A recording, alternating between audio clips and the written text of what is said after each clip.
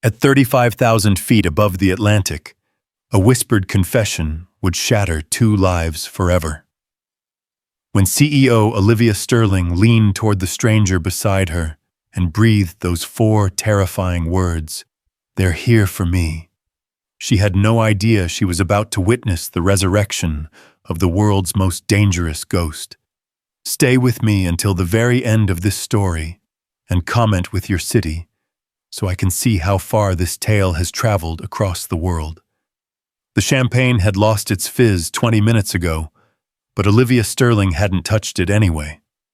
She sat rigid in seat 2A of the Air France flight, her manicured fingers gripping the leather armrest as she stared out the window at the endless expanse of dark ocean below.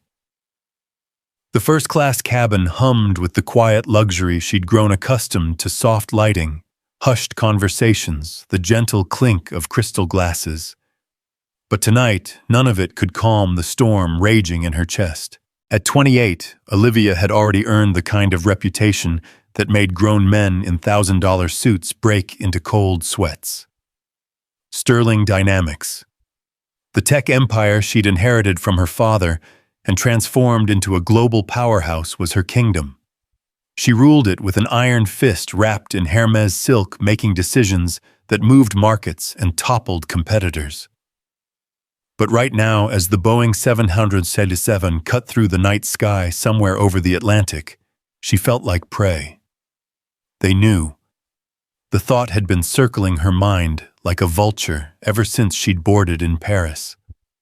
The merger documents hidden in her briefcase contained secrets that could destroy entire governments, let alone corporations. Industrial espionage had evolved far beyond stealing trade secrets. This was about power that could reshape the global order. And somehow, her enemies had discovered she possessed it. The man in seat 2B shifted slightly, drawing her attention. Michael Harris, that's what his boarding pass had said when she'd glimpsed it earlier. Mid-30s, wearing a simple gray sweater and jeans that looked like they'd seen better days.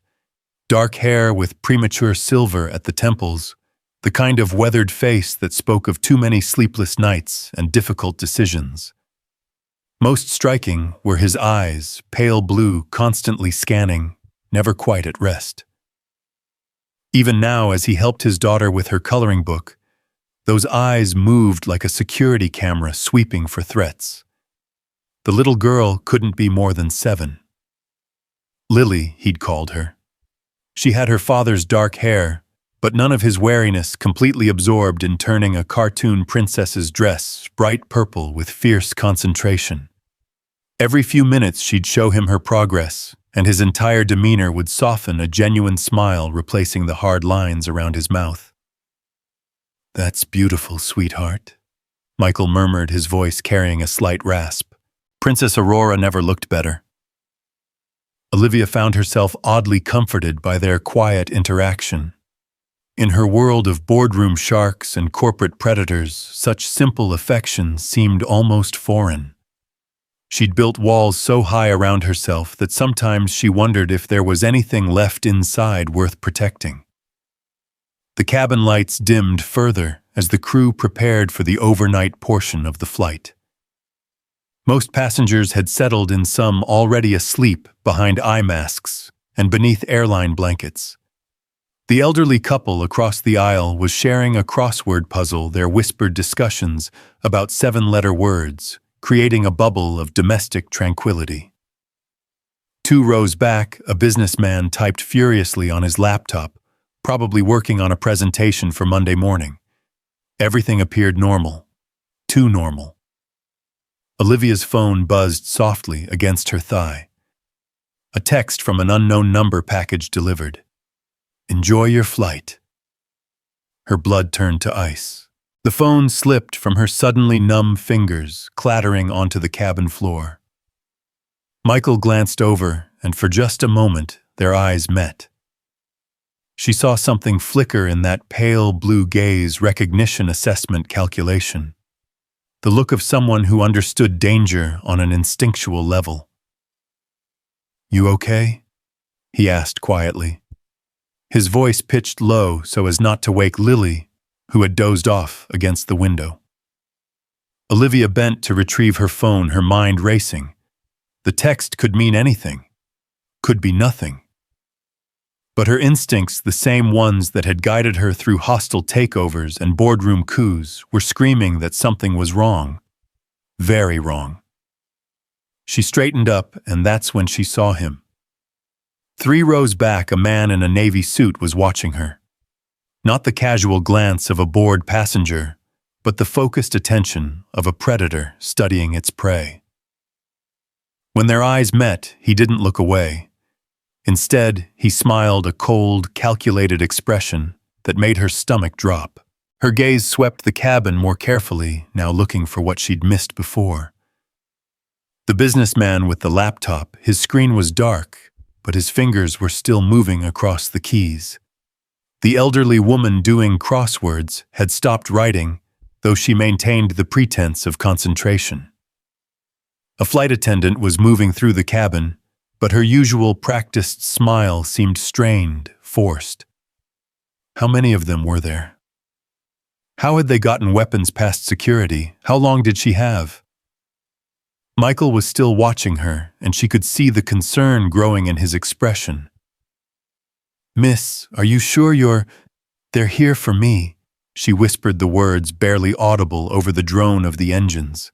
The change in Michael was instantaneous and terrifying.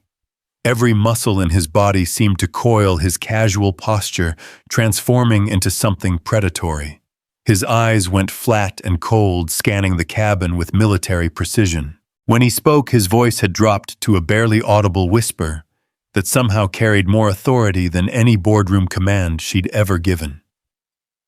"How many?" The simple question confirmed her worst fears. This wasn't paranoia.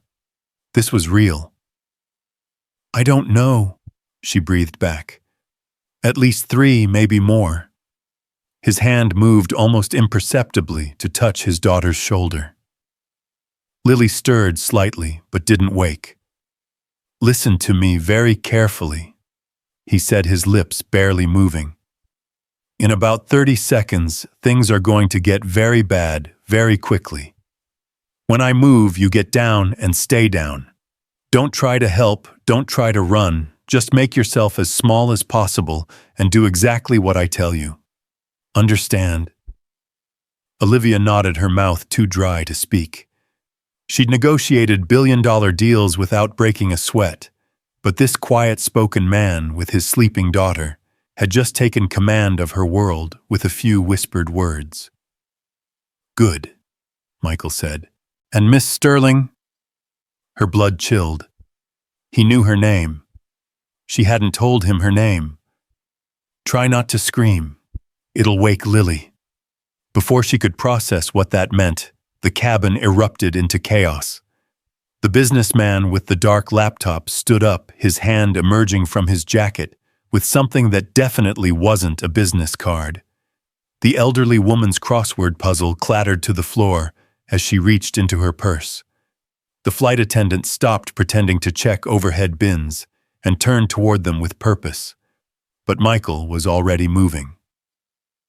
Olivia had never seen anything like it. One moment he was a tired father helping his daughter color, the next he was something else entirely fluid, precise, deadly. His left hand shot out and struck a pressure point on the businessman's wrist, and whatever weapon he'd been drawing went spinning into the aisle. His right elbow drove backward into the nose of a passenger who'd been approaching from behind a man Olivia hadn't even noticed. "Down!" Michael barked at her, and she dropped to the floor without thinking, covering her head as pandemonium broke loose around her. The cabin filled with shouts and screams as other passengers realized what was happening. Someone was yelling about hijackers, another voice shouting for everyone to remain calm. The plane shuddered as the pilots, alerted by the commotion, began evasive maneuvers. Through the chaos, Olivia could track Michael's movement by sound. The sharp crack of bone against bone, the thud of a body hitting the floor, the metallic clatter of weapons being disarmed. He moved like a ghost through the confined space, neutralizing threats with an efficiency that was both beautiful and terrifying. "Daddy!" Lily's sleepy voice cut through the noise and everything stopped. The little girl was sitting up in her seat, rubbing her eyes and looking around in confusion at the chaos surrounding her. One of the attackers, the woman with the crossword puzzle, had broken free from the melee and was advancing on the child, with something silver gleaming in her hand. The sound Michael made wasn't quite human. It was the growl of a wild animal defending its young primal and full of murderous intent. He crossed the cabin in 2 impossibly fast strides, his hand closing around the woman's throat and lifting her off her feet. The weapon, a ceramic knife designed to pass through metal detectors, clattered harmlessly to the floor. "You do not touch my daughter," he said, his voice so quiet. It was almost lost in the cabin noise, but carrying such menace that even Olivia felt her blood freeze. The woman's eyes went wide with terror before the pressure on her throat rendered her unconscious.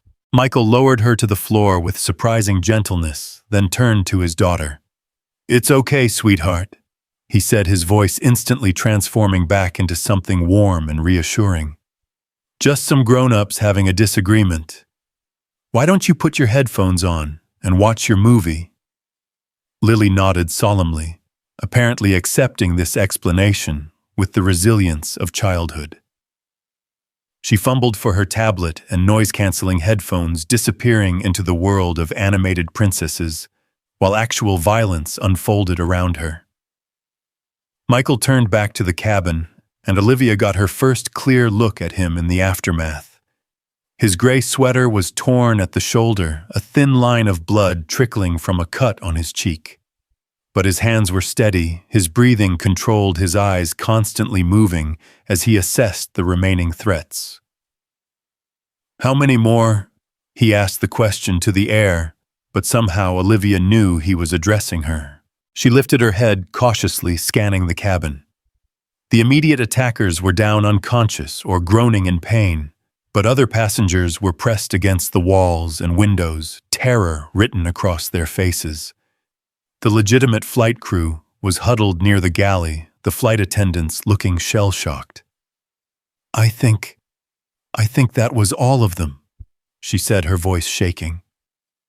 Michael nodded once, then moved methodically through the cabin, checking each downed attacker and securing their weapons. His movements were professional, practiced. This wasn't the first time he'd dealt with a situation like this. "Who are you?" Olivia whispered as he passed her seat. He paused, and for a moment, she saw something flicker across his face, pain, regret, the weight of old secrets. "Someone who died a long time ago," he said finally. "Someone who should have stayed dead." The intercom crackled to life, the captain's voice tight with tension. "Ladies and gentlemen, we've experienced a security incident in the cabin. We're diverting to the nearest available airport for an emergency landing. Please remain in your seats and follow the instructions of the cabin crew." Emergency landing. That meant questions, authorities' investigations. Michael's jaw tightened as the implications hit him. Whatever carefully constructed life he'd built for himself and his daughter was about to be exposed to scrutiny he clearly couldn't afford. "They'll want to know who you are," Olivia said, understanding his dilemma. "The authorities. They'll run your name, your background, everything." "I know." His voice was flat, resigned. "I can help with that." The words were out of her mouth before she'd fully thought them through, but she didn't take them back. Sterling Dynamics has security clearances with agencies you've probably never heard of. I can make sure the right people understand that you're not the threat here. He looked at her sharply. "Why would you do that?" "Because you saved my life. And because—" She gestured toward Lily, who was still lost in her movie, blissfully unaware that her father had just displayed skills that could belong to only one kind of person. "Because she shouldn't have to pay for whatever you used to be." Something shifted in Michael's expression, surprise, maybe even gratitude. But before he could respond, a new voice cut through the cabin noise. "Well, well, Shadow Wolf lives." The voice came from the back of the plane, smooth and cultured with just a hint of accent. Olivia turned to see a man standing in the aisle, tall, expensively dressed, with the kind of classical features that belonged on a Renaissance statue. He was clapping slowly, mockingly, as if he'd just witnessed a particularly entertaining performance. Michael went absolutely still. "Cross, did you really think you could hide forever?" The man Cross began walking slowly down the aisle, his hands visible, but his smile predatory. "Did you think a new name and a suburban life would make us forget you're a legend, Wolf? Stories of your work are still told in the shadows." "I'm not that person anymore," Michael said, but his body language told a different story. He'd shifted to put himself between Cross and Lily, every muscle coiled for violence. "Oh, but you are." Cross gestured at the unconscious attackers scattered around the cabin. "Look at what you just did. Look how easily the killer awakened. You can pretend to be Michael Harris, devoted single father, but we both know what you really are." Lily chose that moment to look up from her tablet, pulling off one headphone. "Daddy, is everything okay? Who's that man?" The question hung in the air like a live wire. Cross's smile widened as he saw the dilemma he'd created: expose the child to the truth of her father's nature, or let a dangerous enemy maintain the advantage. "That's a very good question, little one," Cross said, his voice taking on a mock-friendly tone that made Olivia's skin crawl. "Your daddy has quite a reputation. They call him Shadow Wolf, did you know that? He's very good at making people disappear." Cross. The name came out like a curse, Michael's voice carrying a level of menace that made the air itself seem dangerous. "Oh, don't worry. I'm not here for you, Wolf. At least not primarily." Cross's attention shifted to Olivia, and she felt like a mouse being studied by a snake. "I'm here for Miss Sterling and her little briefcase full of secrets. You see, there are certain parties who would pay handsomely for the merger documents she's carrying. Industrial espionage is so much more profitable than simple assassination these days." Olivia's hand moved instinctively to her briefcase, and Cross laughed. "Yes, that one. The one containing Sterling Dynamics acquisition plans for Chen Industries, along with their classified defense contracts. Do you have any idea what those satellite defense algorithms are worth on the black market?" Her blood ran cold. The merger was supposed to be absolutely confidential. Only 3 people in the world knew the full scope of what Chen Industries had developed. If that information fell into the wrong hands... "The thing is," Cross continued conversationally, "my employer really doesn't care if you cooperate or not. Dead women tell no tales, but sometimes their secrets can be extracted anyway. However, I'm feeling generous tonight. Hand over the briefcase and I'll make sure your death is quick." "Like hell," Michael growled. "Ah, but that's where things get interesting, Wolf." Cross's smile turned vicious. "You see, I've taken out a little insurance policy." He raised his left hand, and Olivia saw a small device clutched in his palm, some kind of transmitter with a single red button under his thumb. "Dead man's switch," Cross explained pleasantly. "If my heart stops beating, or if I release this button, a very powerful explosive device in the cargo hold will detonate. Not enough to bring down the plane immediately, but certainly enough to ensure everyone aboard dies slowly as we spiral into the ocean." The cabin had gone absolutely silent. Even the background noise of the engines seemed muted as the implications sank in. Cross had just revealed that every person on the plane was hostage to his continued good health. "Now then," Cross said, settling into an empty seat with theatrical casualness, "shall we discuss terms, Miss Sterling, the briefcase?" Wolf, perhaps you'd like to tell your daughter the truth about what Daddy used to do for a living. Lily was looking back and forth between the adults, confusion and worry creasing her small features. Daddy, I don't understand what's happening. Michael's face was a mask of controlled fury, but Olivia could see the calculation behind his eyes. He was trapped act against cross, and everyone dies do nothing, and they probably die anyway. It was a perfect psychological prison designed by someone who understood exactly how to exploit his greatest weakness. You want the truth, little one. Cross's voice carried the false sweetness of poisoned candy. Your father was the government's pet monster. He killed people for money. Lots of people. Men, women, anyone who... Stop! The word came from Olivia, surprising everyone, including herself. She stood up slowly, briefcase in hand. You want this? Fine. Take it. But you leave the child out of this. Cross tilted his head, studying her. How refreshingly noble. But I'm afraid it's not quite that simple. You see, Miss Sterling, your death serves multiple purposes. It eliminates a business rival.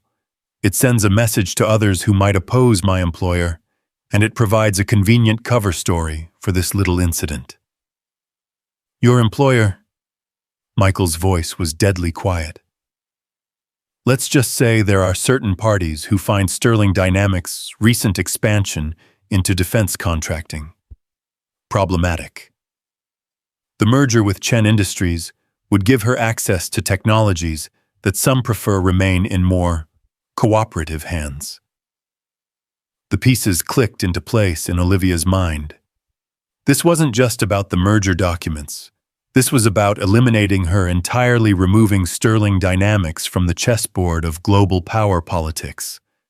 Someone had decided she was too independent, too unpredictable, to be allowed to continue building her empire.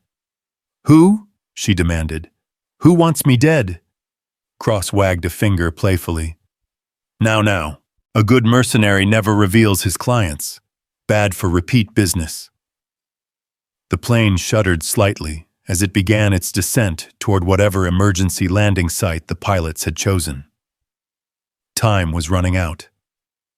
Once they were on the ground, Cross would lose the advantage of his dead man's switch, but he'd also have no reason to keep any of them alive.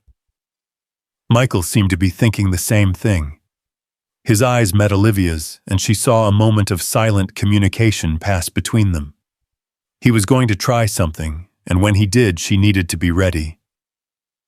Daddy.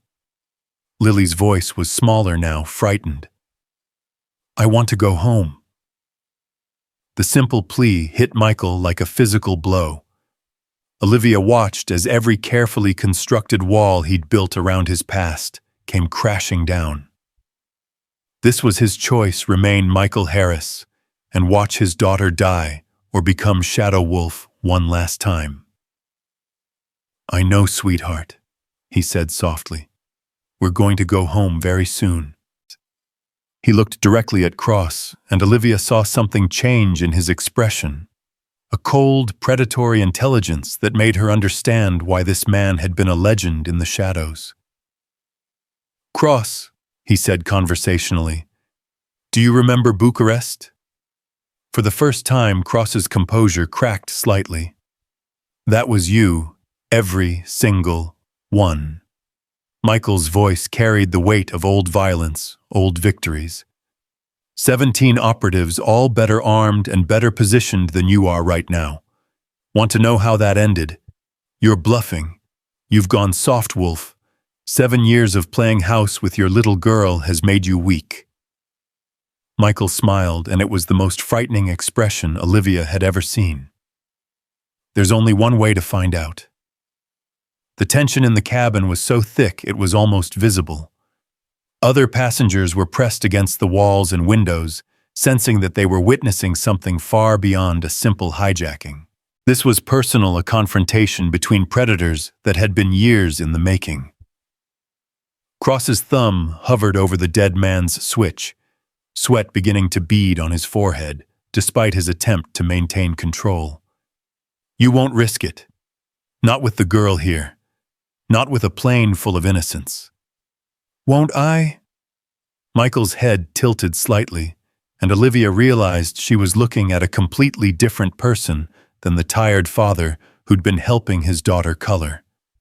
This was Shadow Wolf, and he was absolutely terrifying. The plane's announcement system crackled to life again. Ladies and gentlemen, we'll be landing in Reykjavik in approximately 15 minutes. Please ensure your seatbelts are fastened and your seats are in the upright position.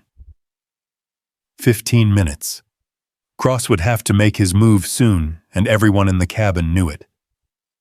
Last chance, Miss Sterling, Cross said, but his voice had lost some of its earlier confidence. The briefcase. Olivia looked at the case in her hands, then at Lily's frightened face, then at Michael's cold, calculating eyes. The merger documents represented 2 years of work, billions of dollars in projected revenue, the future of her company. But they were just papers. The people in this cabin, especially the little girl who just wanted to go home, were irreplaceable. She took a step toward Cross' briefcase extended. Olivia, no. Michael's voice was sharp with warning. It's just business, she said, meeting his eyes. Nothing worth dying for. But as she moved closer to Cross, she saw Michael's almost imperceptible nod. He had a plan. She just had to trust him. Cross reached for the briefcase with his free hand, the dead man's switch still clutched in the other. For a moment, all three of them were connected, Olivia holding one end of the case, Cross grasping the other. Michael poised like a coiled spring just feet away. Pleasure doing business. Cross murmured, his grip tightening on the case. That's when Lily spoke up, her small voice cutting through the tension like a knife. Daddy, are you really Shadow Wolf? The question hung in the air for a heartbeat. Cross's attention flickered toward the child for just an instant, and Michael moved. What happened next defied everything Olivia thought she knew about human capability. Michael seemed to flow across the space between them, his hand striking Cross's wrist with surgical precision. The dead man's switch went flying, and time seemed to slow as everyone in the cabin watched it arc through the air. It hit the floor and bounced once, twice, and didn't explode. Cross's face went white with shock and fury. Impossible. The switch was a fake, Michael said calmly, his hand now wrapped around Cross's throat. You think we didn't know you were coming? You think 7 years of hiding made me forget how to prepare for threats? He leaned in close, his voice dropping to a whisper that somehow carried to every corner of the silent cabin. The real question, Cross, is what my employer is going to do with you now that you've failed. Your employer? Cross's eyes went wide with genuine terror. Michael's smile was all teeth. Did you really think Sterling Dynamics' head of security would let his principal travel unprotected, Miss Sterling? Would you like to explain to Mr. Cross why his mission was doomed from the start? Olivia stared at him in shock, pieces of a puzzle she hadn't even known existed, suddenly clicking into place. You work for me? For 3 years now, Michael confirmed, never taking his eyes off Cross. Ever since you started receiving those anonymous death threats. Your board of directors hired me to keep you alive, though they thought it best if you didn't know about it. Shadow Wolf was officially dead after all. But Michael Harris, security consultant and devoted single father, was perfectly positioned to keep you safe. The revelation hit her like a physical blow. 3 years. He'd been protecting her for 3 years, staying close enough to intervene but far enough away to maintain his cover. The business trips where she'd noticed the same tired-looking father and daughter on her flights, the conference hotels where she'd seen them in the lobby, the restaurants where they'd happened to be dining when she'd felt most paranoid about being watched. He hadn't been stalking her. He'd been guarding her. The merger documents, she said slowly, understanding flooding through her. You knew about the leak. We've known about Cross's employer for months, Michael confirmed. This was a trap, Miss Sterling. You were the bait, and he took it beautifully. Cross was struggling against Michael's grip, his face turning purple. You can't do. This is impossible. Nothing's impossible when you're protecting family, Michael said simply. And Miss Sterling has been family for 3 years now, whether she knew it or not. The plane touched down with a slight bump, the wheels hitting tarmac with a screech of rubber. Through the windows, Olivia could see emergency vehicles racing alongside the aircraft, their lights flashing in the Icelandic darkness. As the plane rolled to a stop, Michael released Cross, who collapsed to the floor, gasping for air. Almost immediately, the cabin doors burst open and tactical teams swarmed aboard, not Icelandic authorities, but operatives Olivia recognized from Sterling Dynamics' security division. Daddy! Lily had pulled off her headphones and was looking around in confusion at all the armed men. Are we home now? Michael's entire demeanor transformed again, the cold operative disappearing as he knelt beside his daughter's seat. Almost sweetheart. We just have to answer some questions first, and then we'll go get those pancakes I promised you. Can Miss Olivia come too?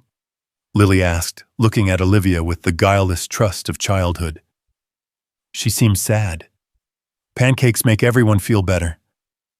Olivia felt tears prick her eyes as the full weight of the evening crashed down on her. She'd come so close to dying, so close to losing everything, and this little girl was worried about her feelings.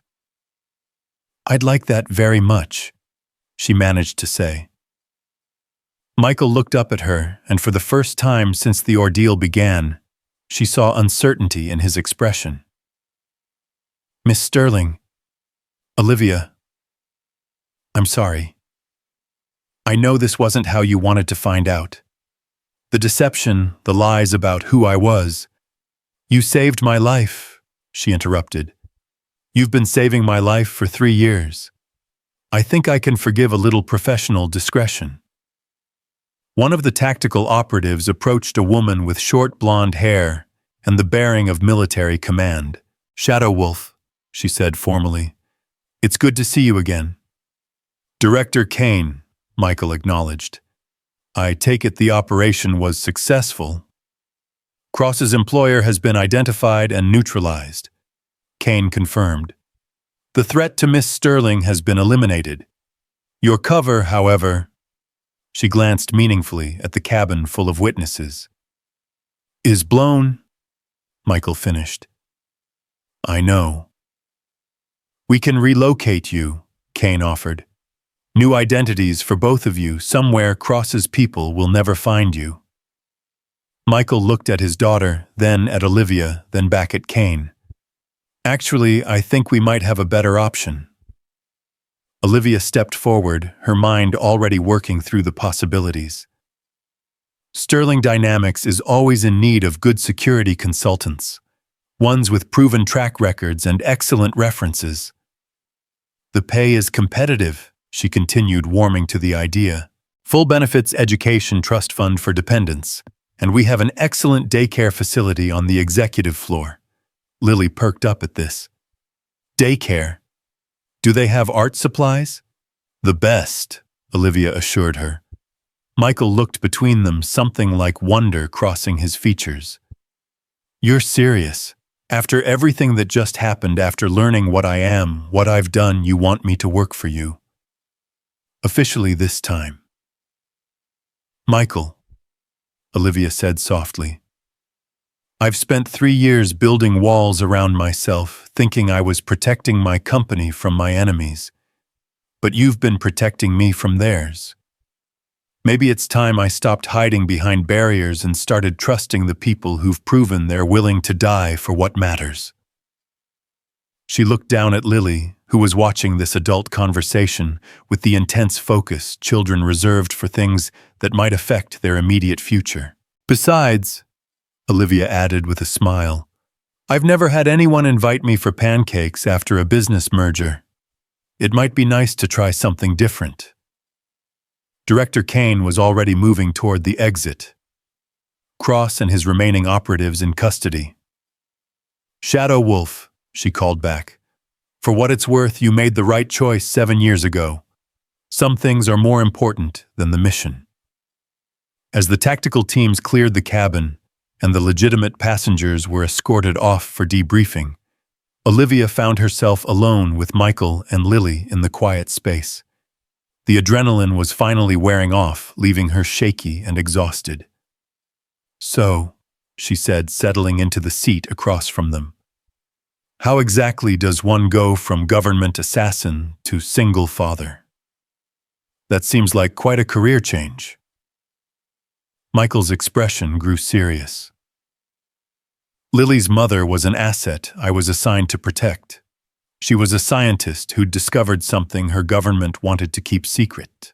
When they decided she was too dangerous to live, he trailed off, glancing at his daughter. I protected both of them, he continued quietly. But Sarah didn't make it. She died giving birth to Lily in a safe house in Prague. Her last words were asking me to promise that her daughter would grow up normal, safe-loved. I've spent 7 years trying to keep that promise. And you have, Olivia said firmly. Look at her, Michael. She's happy, she's secure, she's everything her mother wanted her to be. Lily had fallen asleep again, exhausted by the long day and the emotional upheaval she didn't fully understand. Her head was pillowed against her father's shoulder and one small hand still clutching a purple crayon. The question now, Olivia continued, is what happens next. Sterling Dynamics could use someone with your particular skill set, but more than that, I could use a friend. Someone I can trust absolutely. Michael met her eyes, and she saw the moment he made his decision. Friends have pancake breakfasts, he said solemnly. They do, she agreed, and friends protect each other. Always. He extended his hand, and she shook it, not the formal gesture of a business deal, but the simple contact of two people who'd found something unexpected in the aftermath of violence. Then I accept your offer, Miss Sterling, he said. On one condition. Name it. Call me Michael. Shadow Wolf really is dead now. Has been for 7 years. I'd like to keep it that way. Olivia smiled, feeling lighter than she had in years. Deal. But only if you call me Olivia. I think we're past the point of formal titles. As the plane was towed toward the terminal, she looked out at the lights of Reykjavik spreading below them. Somewhere in the distance, the aurora borealis painted the sky in sheets of green and gold, a reminder that even in the darkest nights, there could be beauty, wonder, unexpected magic. She'd boarded this flight as Olivia Sterling, CEO and corporate shark armored in designer suits and isolation.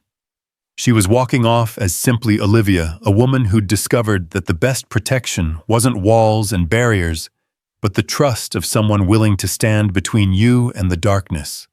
And tomorrow, for the first time in longer than she could remember, she was going to have pancakes with friends. The debriefing rooms at Keflavik Airport were sterile and cold. Nothing like the warm promise of pancakes that had sustained them through the chaos above the Atlantic. Olivia sat across a metal table from Agent Morrison, a tall woman with steel-gray hair and the kind of penetrating stare that suggested she'd extracted confessions from stone walls. The fluorescent lights hummed overhead, casting harsh shadows that made everyone look like suspects. Let me understand this correctly, Miss Sterling, Morrison said, flipping through a thick file. You've been under protection for 3 years without knowing it. Your head of security is a supposedly deceased government asset, and tonight's attack was orchestrated by parties unknown to acquire classified merger documents that could destabilize global defense networks. That's a simplified version, but essentially correct. Olivia glanced at the one-way mirror, wondering who was watching from behind it. She'd been in enough boardroom negotiations to recognize when she was being evaluated by multiple parties. Morrison's pen scratched across the paper. "And you're willing to provide full cooperation with our investigation into the source of the leak regarding your merger plans." "Of course, but I want guarantees about Michael and his daughter. They're under my protection now." "Michael Harris doesn't exist," Morrison said flatly. "According to our records, that identity was created as a deep cover for an operation that officially never happened. The man you know as Michael died in Prague 7 years ago, along with his handler." Olivia's jaw tightened. "Then maybe it's time for your records to reflect reality. Michael Harris is very much alive. He's my head of security, and he has a 7-year-old daughter who needs stability, not more upheaval." Morrison studied her with newfound interest. "You're protecting him." "He protected me first." The door opened, and Director Kane entered with a tablet in her hands. "Miss Sterling, we need to discuss the implications of tonight's events. Your company's merger with Chen Industries has attracted attention from parties that prefer certain technologies remain in less independent hands." "You mean they want Sterling Dynamics under government control?" Olivia didn't phrase it as a question. "I mean, there are forces that view your upcoming acquisition as a threat to national security. Chen Industries' satellite defense algorithms combined with your global infrastructure would create a private entity with capabilities that rival sovereign nations." Olivia leaned back in her chair, pieces of a larger puzzle clicking into place. This was never just about stealing the merger documents. Someone wants to destroy the deal entirely. "Several someones," Kane confirmed. "Cross was working for a consortium of defense contractors who would lose billions if your merger succeeds. But there are also foreign interests who prefer American defense technology remain under direct government oversight." "And you? Which side are you on, Director Kane?" Kane's smile was razor-thin. "I'm on the side that keeps the world from burning down, Miss Sterling. Sometimes that means supporting private innovation. Sometimes it means containing it." The subtext was clear. Sterling Dynamics was walking a tightrope between being an asset and becoming a target. Olivia had built her empire by being bold, by taking risks others wouldn't consider. But she was beginning to understand that some risks came with consequences she'd never imagined. "Where's Michael?" she asked, changing tactics. "In another room, being reminded of certain obligations he swore when he first disappeared." Kane's tone suggested those obligations weren't negotiable. "I want to see him." "That's not advisable right now. He's being debriefed about, I want to see him." Olivia's voice carried the authority of someone who'd never learned to accept no as a final answer. "And I want to see his daughter. They're under my protection, which means they're my responsibility." Morrison and Kane exchanged glances. Something passed between them, the kind of silent communication that suggested this conversation had been anticipated. "Very well," Kane said finally. "But understand, Miss Sterling, that what you learn in the next few minutes may change how you view your relationship with Mr. Harris." They led her through a maze of corridors that felt more like a black site than an airport facility. The walls were unmarked, the doors numbered in a sequence that made no logical sense. Olivia filed away every detail, every turn, every security camera. If this partnership was going to work, she needed to understand exactly what kind of world Michael came from. The room they brought her to was smaller than her debriefing chamber, with a table, 3 chairs, and a window that showed the Icelandic night. Michael sat with his back to the door, Lily curled up asleep in his lap. She was still clutching her purple crayon, a small point of innocent color in the sterile environment. "Michael." He turned at her voice and she saw exhaustion written in every line of his face. The transformation from suburban father to deadly operative and back again had taken its toll. But his eyes were alert, calculating he was still assessing threats even in this supposedly secure facility. "They told you," he said. "It wasn't a question." "Some of it." She took the chair across from him, careful not to wake Lily. "They told me Michael Harris is a fiction. They told me Shadow Wolf was supposed to stay dead. What they didn't tell me is what that means for us going forward." "It means," a new voice said from the doorway, "that we have a problem."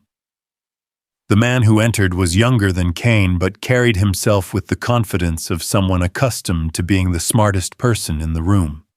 His suit was expensive but unremarkable, the kind of tailored anonymity that suggested serious government money. "Assistant Director Chen," Michael said without warmth. "I should have known you'd be here." "Marcus Chen," the man introduced himself to Olivia. "No relation to the Chen Industries you're acquiring, though I suspect that irony isn't lost on anyone in this room." Olivia studied him, reading the body language between the two men. There was history here, and not the pleasant kind. "Let me guess. You're here to tell me why I can't hire Michael."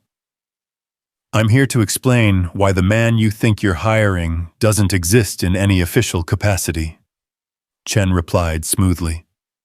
"Shadow Wolf was part of a program that officially never existed. His death in Prague was carefully orchestrated to allow him to disappear. Bringing him back into the public eye, even as a corporate security consultant, creates complications." "What kind of complications?" Chen pulled out a tablet and swiped through several screens. "The kind where foreign governments realize that the United States is using supposedly dead operatives to protect private corporate interests. The kind where Congress starts asking questions about black ops programs that senators with clearance have never heard of. The kind," Michael added quietly, "where people like Cross start coming out of the woodwork to settle old scores." Lily stirred in his arms, mumbling something about princesses before settling back into sleep. The contrast between his words and his gentle adjustment of her position wasn't lost on anyone in the room. "So what are you proposing?" Olivia asked. "Michael Harris gets a clean identity, a proper background that will stand up to scrutiny," Chen said. "In exchange, he agrees to certain consultations when his expertise is required. You want him to be your asset again." "I want him to be a bridge between the private and government sectors. Sterling Dynamics is about to become one of the most powerful defense contractors in the world. Having someone with Michael's background on your team serves everyone's interests." Olivia looked at Michael, trying to read his expression. "What do you think?" "I think," Michael said slowly, "that I'm tired of being other people's weapon. But I also think that Lily deserves a future where she doesn't have to keep looking over her shoulder. And me? Do I get a say in whether my head of security is moonlighting for the government?" Chen's smile was calculated to be reassuring. "Miss Sterling, you've just been targeted by a consortium that includes foreign intelligence services and domestic defense contractors. Do you really want to face the next attempt without every possible advantage?" The question hung in the air like a challenge. Olivia had built her career on taking calculated risks, but this felt different. This was about more than market share or profit margins. This was about survival in a world where corporate success could make you a target for elimination. "What exactly would this arrangement involve?" she asked. "Information sharing," Chen said. "Early warning when threats are detected. Occasional consultation on matters of mutual interest. Nothing that would compromise Sterling Dynamics' independence or your business objectives." "Nothing official, you mean? Nothing traceable?" "Exactly." Michael shifted Lily in his arms, his expression thoughtful. "There's something else you need to consider, Olivia." Cross mentioned his employer in plural. Tonight wasn't just about stealing your merger documents. It was about eliminating you personally. Someone has decided that you're too dangerous to be allowed to continue building your empire. The words sent a chill down her spine. What are you saying? I'm saying that hiring me might be the least of your problems. The merger with Chen Industries isn't just about satellite defense algorithms. It's about creating a private entity with capabilities that rival nation-states.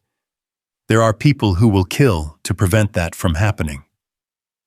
Chen nodded approvingly, which is why this arrangement serves everyone's interests. You get protection, we get oversight, and Michael gets legitimacy. And if I refuse, then you face the next assassination attempt alone, Chen said simply. Because there will be a next attempt, Miss Sterling. Cross was just the opening move in a much larger game. Olivia stood and walked to the window, staring out at the lights of Reykjavik. Somewhere in the distance she could see the aurora borealis painting the sky in ethereal colors, a reminder that beauty and wonder could exist even in the darkest moments. But tonight, the beauty felt fragile, temporary, something that could be snuffed out by forces beyond her control. I need guarantees, she said finally, not turning from the window. Such as, Lily stays out of this completely. Whatever arrangement we make, she doesn't become an asset, a target, or a bargaining chip. She gets to be a normal 7-year-old girl who worries about coloring inside the lines and whether her daddy will remember to pack her lunch. Agreed, Chen said without hesitation. And Michael makes his own choices. If he decides a particular mission or consultation crosses his personal lines, he can refuse without consequences. Within reason. Without qualification. Olivia's voice carried the steel that had intimidated boardrooms full of corporate sharks. He's not your property, Chen. He's not anyone's property. He's a man with a daughter who deserves better than to be treated like a government asset. Chen and Michael exchanged glances. Something passed between them, understanding, maybe even respect. Very well, Chen said. Michael Harris, legitimate security consultant with an unbreachable background, full autonomy within agreed parameters, and a daughter who grows up thinking her father is exactly what he appears to be. What about the other threats? Michael asked. Cross's employers aren't going to give up just because he failed. That's where the information sharing becomes valuable, Chen replied. We've been tracking this consortium for months. Cross was a mid-level operative expendable. The real players are still out there, and they're going to be even more motivated now that they know you're actively protecting Miss Sterling. Lily chose that moment to wake up blinking sleepily and looking around the unfamiliar room. Daddy, where are we? Are we still flying? No, sweetheart. We landed in Iceland. This is just a place where we had to answer some questions about what happened on the plane. Like when the police came to school after someone drew on the bathroom walls, Lily asked with the logic of childhood. Something like that, Michael said, smiling, despite the tension in the room. Are we in trouble? No, baby, we're not in trouble. In fact, I think we might have made some new friends. Lily looked at Olivia with curious eyes. Are you our new friend? Daddy said you might come have pancakes with us. Olivia felt her heart squeeze at the simple question. When was the last time someone had asked if she wanted to be their friend? When had her life become so focused on profit margins and market dominance that she'd forgotten about basic human connection? I'd like that very much, she said, kneeling down to Lily's level. I don't have many friends who know the best places for pancakes. Daddy knows all the best places, Lily said confidentially. He says pancakes are the most important meal of the day. That's breakfast, Michael corrected gently. Pancakes are breakfast, Lily said with unshakable 7-year-old certainty. Chen cleared his throat, drawing their attention back to the adult conversation. If we're agreed on the terms, there are some practical matters to discuss. Michael's new identity will need to be established before you return to the United States. Miss Sterling, your company's security protocols will need to be upgraded significantly. And there's the matter of the merger. Chen Industries' leadership will need to be briefed on the new threat assessment. How long? Olivia asked. 48 hours for the identity work. The security upgrades can be implemented gradually once you're back in New York. The merger briefing. Chen paused. That depends on how much you're willing to reveal to your new business partners about tonight's events. Olivia considered this. Chen Industries was a family-owned company, 3 generations of brilliant engineers who'd built their business on innovation and integrity. They weren't used to the kind of shadows and violence that apparently came with Sterling Dynamics' level of success. We tell them what they need to know to stay safe, she decided. Nothing more. Acceptable. Chen made notes on his tablet. Director Kane will handle the technical details. I'll coordinate with Sterling Dynamics' legal department on the consultant agreement for Michael. Just like that? Michael asked. 7 years of being dead, and now I get to be alive again because it's convenient. Chen's expression grew serious. Michael, you were never really dead. You were just sleeping. Tonight proved that some skills don't fade, some instincts don't dull. The question isn't whether you can go back to being Michael Harris' suburban father. The question is whether you can be Michael Harris' suburban father and corporate security consultant without losing either identity. I can help with that, Olivia said quietly. Sterling Dynamics believes in work-life balance. We have excellent childcare, flexible schedules, and a very generous vacation policy. Lily perked up at this. Vacation. Can we go to Disney World? If your daddy wants to take you to Disney World, I'm sure we can arrange some time off, Olivia said solemnly. Michael looked between them, Chen with his government efficiency, Olivia with her corporate power, and Lily with her innocent dreams of theme parks and cartoon characters. The choice he was being asked to make wasn't just about his own future. It was about what kind of world he wanted his daughter to grow up in. All right, he said finally, but I have conditions of my own. Name them, Chen said. First, Lily never knows about any of this. As far as she's concerned, Daddy consults on security for Miss Sterling's company. Period. Agreed. Second, if there comes a time when protecting Olivia means choosing between her safety and Lily's, I choose Lily. Every time. No exceptions. Chen started to object, but Olivia cut him off. Agreed. I wouldn't expect anything else. Third, Michael continued, we do this as partners, not as handler and asset. I provide security and consultation, but I'm not taking orders from anyone except my actual employer. He looked at Olivia. That's you, by the way. I gathered that, she said with a smile. Chen nodded slowly. The arrangement will need to be structured carefully to maintain deniability, but yes. Michael Harris, independent security consultant, occasionally works with government agencies on matters of mutual interest. And fourth, Michael said, his voice growing softer as he looked down at his daughter. When this is over, when the threats are neutralized and the merger is complete and Olivia is safe, I want out. Completely out. I want to take Lily somewhere quiet, where she can grow up normal, and I want to forget that Shadow Wolf ever existed. The room fell silent. Chen's expression was unreadable, but Olivia thought she saw something like sadness in his eyes. Michael, Chen said carefully, you know it's not that simple. Once you're back in the game, even peripherally, there's no guarantee you'll be allowed to leave again. Then I guess we'll have to make sure the game ends, Michael replied. Permanently. Before Chen could respond, Lily tugged on her father's sleeve. Daddy, I'm hungry. Can we go get those pancakes now? I want the ones with strawberries and whipped cream. The simple request broke the tension in the room, like a stone dropped into still water. Here they were discussing assassination attempts and government conspiracies and the fate of global defense networks, and a 7-year-old just wanted breakfast. You know what? Olivia said, standing up. I think pancakes sound perfect. Director Kane can handle the paperwork and Chen can coordinate with my legal team.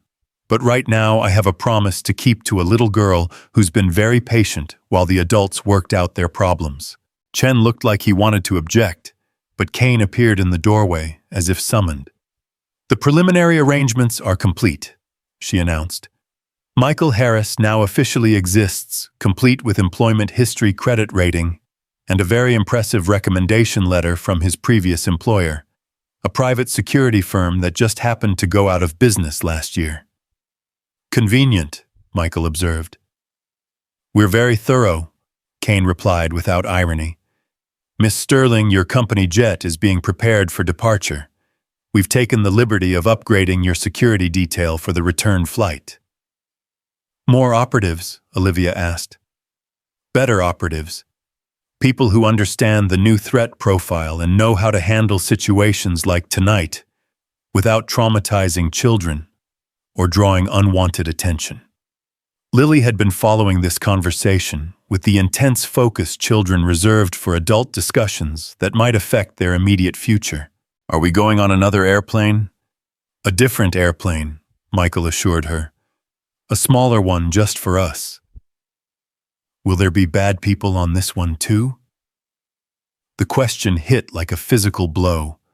Despite their efforts to shield her from the reality of what had happened, Lily had understood more than they'd hoped. Children were remarkably perceptive, especially when their safety was involved. No baby, Michael said, pulling her close. There won't be any bad people. Just us, Miss Olivia, and some very boring security people who are going to make sure we have a peaceful flight. Good, Lily said decisively. I don't like bad people. They're scary and they make you upset. Olivia felt tears prick her eyes at the simple statement. In a world of corporate machinations and government conspiracies, sometimes the clearest truths came from 7-year-old girls who just wanted their daddy to be happy. I don't like them either, she said seriously. That's why your daddy is going to help me make sure they can't hurt anyone anymore. Lily considered this with the gravity of someone much older. Is that why you need him? Because he's really good at stopping bad people? That's one reason, Olivia said carefully. But mostly I need him because he's really good at taking care of people he cares about.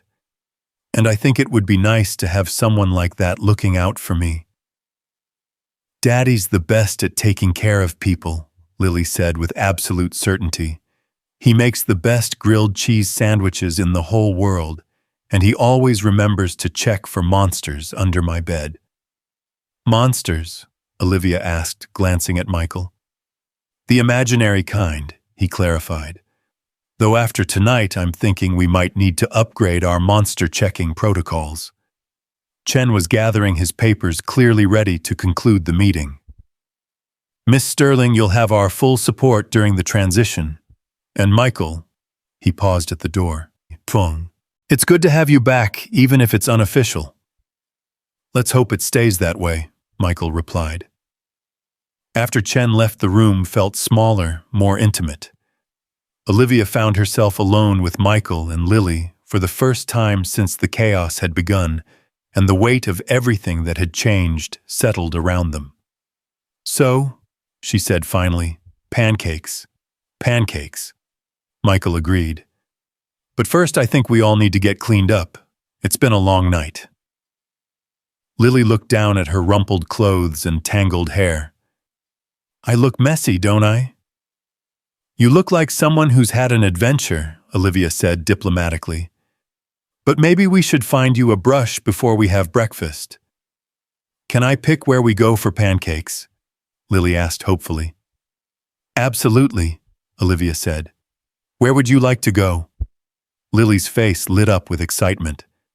There's this place in Manhattan that has pancakes shaped like Mickey Mouse. Daddy took me there for my birthday, and they put sparklers in them. Michael and Olivia exchanged glances. Manhattan. Home. The place where Sterling Dynamics' headquarters rose like a steel and glass monument to corporate power, where threats both known and unknown waited in the shadows.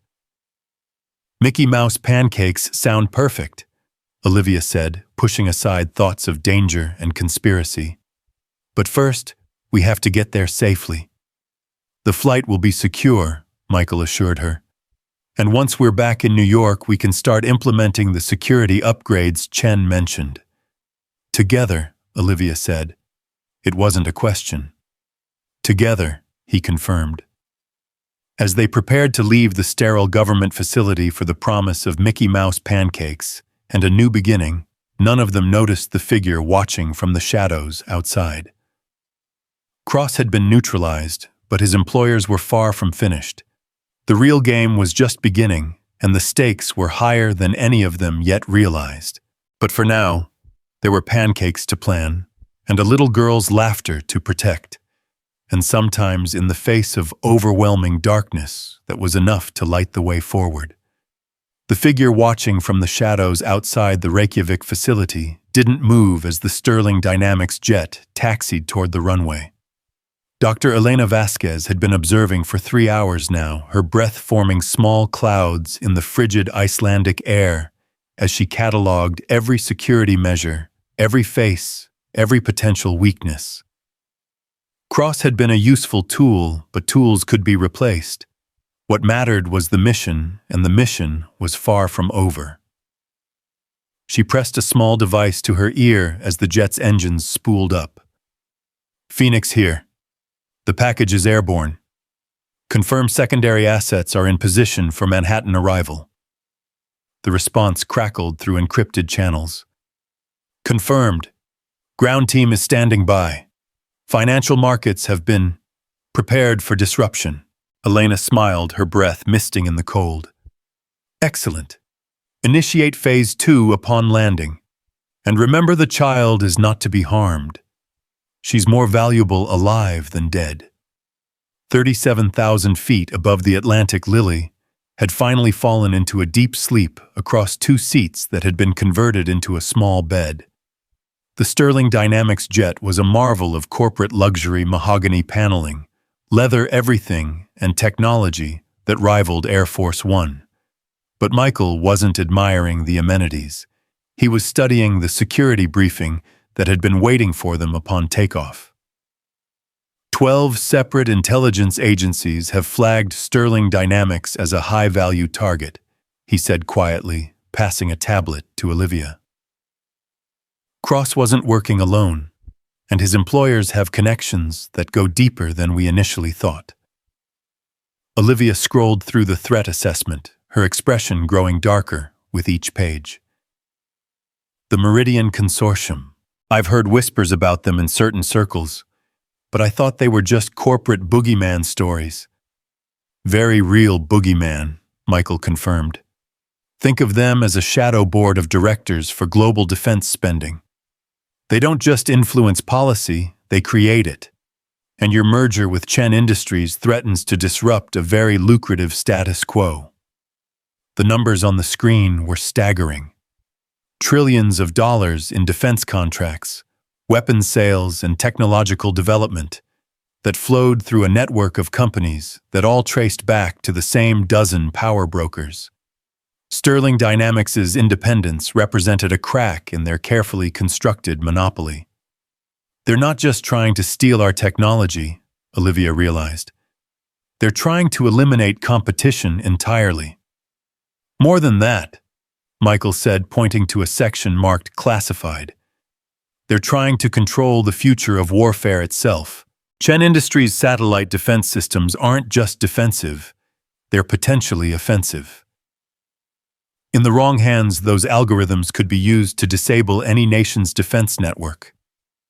Olivia leaned back in her seat, the weight of responsibility settling on her shoulders like a lead blanket. So we're not just protecting a business merger. We're potentially preventing a global catastrophe.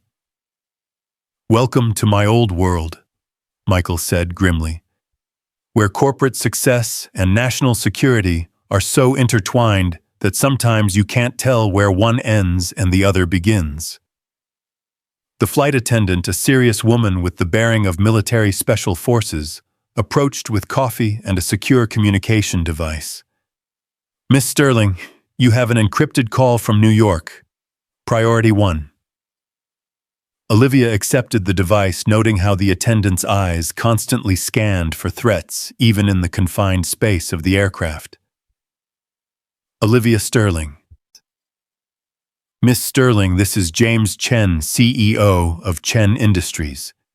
The voice was stressed, urgent. We have a situation. My daughter has been kidnapped.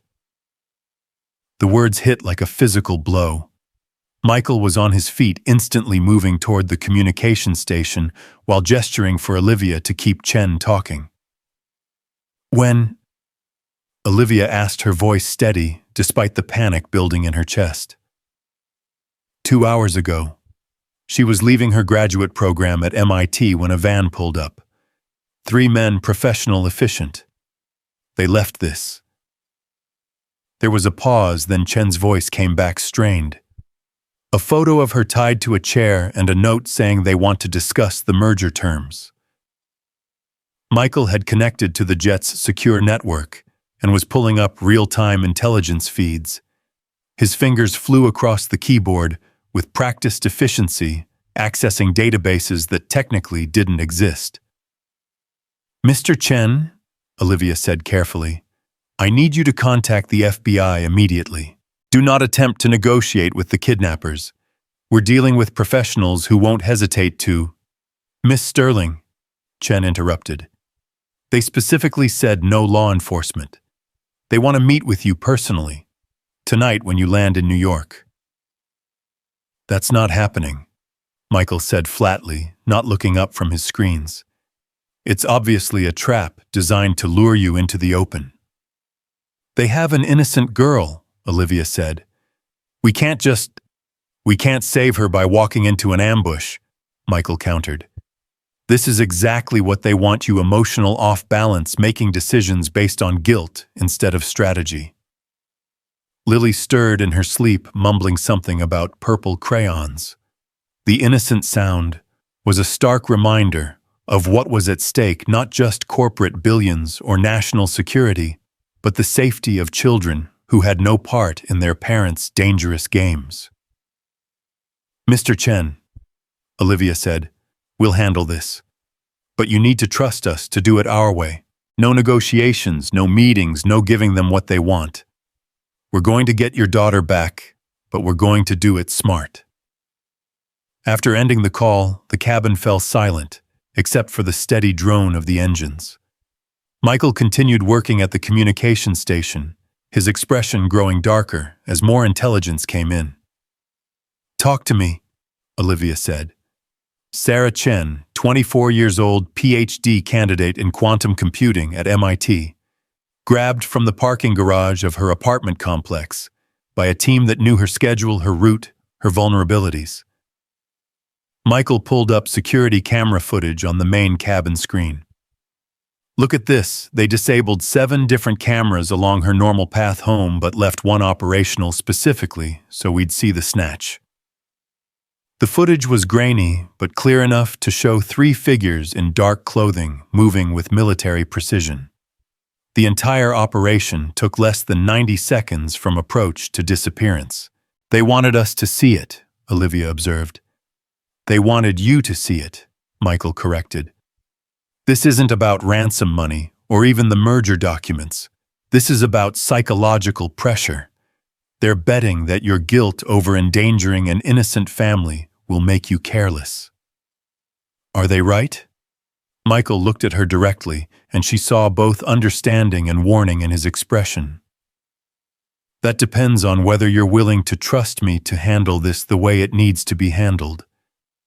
Which is like a war, he said simply. Because that's what this is. The Meridian Consortium has moved beyond corporate espionage into actual terrorism. They're holding a hostage to force a business decision. That makes them enemy combatants, and enemy combatants get treated accordingly.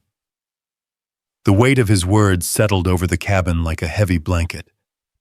Olivia had built her career on negotiations, on finding win-win scenarios where everyone could profit. But this wasn't a boardroom, and these weren't businessmen looking for a deal. "What do you need from me?" she asked. "I need you to let Shadow Wolf handle this," Michael said quietly. "I need you to understand that saving Sarah Chen might require me to do things that Michael Harris' devoted father would never do." Olivia glanced at Lily, still sleeping peacefully, despite the turbulence, both meteorological and metaphorical. "And when this is over, then Michael Harris comes back and Shadow Wolf goes back to sleep. But right now we need the monster." The secure communication system chimed with an incoming priority message. Michael opened it, his expression growing grim as he read. "What is it? Sterling Dynamics stock is in freefall. Someone leaked rumors about the merger being in jeopardy, about you being involved in a terrorist incident over the Atlantic. The market is panicking." Olivia grabbed the tablet, watching her company's value plummet in real time. Billions of dollars evaporating as algorithmic trading systems responded to carefully planted disinformation. The attack wasn't just physical, it was financial, designed to cripple her company, even if she survived personally. "This is coordinated," she said. "The kidnapping, the market manipulation, the timing, they're attacking on multiple fronts simultaneously." "Classic destabilization tactics," Michael confirmed. "Military doctrine applied to corporate warfare. They're not just trying to stop the merger, they're trying to destroy both companies entirely." The flight attendant returned with another update. "Miss Sterling, your board of directors is requesting an emergency meeting upon your arrival. And there's been a development with the FBI. They're treating Sarah Chen's kidnapping as a matter of national security. Which means," Michael said, "that we're about to have federal agents crawling all over this situation. Good for legitimacy, bad for operational flexibility." Olivia stood and moved to one of the cabin windows, staring out at the dark expanse of ocean below. Somewhere beneath those waves lay the wreckage of ships and planes from previous conflicts, monuments to the price of miscalculation in dangerous times. "Michael," she said without turning around, "if we do this, if we go to war with the Meridian Consortium, what are the chances we all survive intact? Honestly, maybe 60% for you, 40% for me, 90% for Lily and Sarah Chen, if we do everything right. And if we don't fight, if we try to negotiate, 0% for Sarah Chen, 50% for you in the short term, 10% in the long term. The consortium doesn't believe in leaving loose ends." She turned back to face him. "Those aren't great odds either way." "No," Michael agreed. "But they're better than the odds Sarah Chen has if we do nothing." The decision crystallized in her mind with sudden clarity. For 3 years, she'd built walls around herself, convinced that isolation was protection. But walls could become prisons, and some fights couldn't be won by hiding behind barriers. "Do it," she said. "Whatever you need to do, whoever you need to become, do it. But we bring that girl home safely." Michael nodded once, then moved to a secure equipment locker that had been installed for this flight. When he opened it, Olivia saw an array of weapons and communication devices that definitely weren't standard corporate equipment.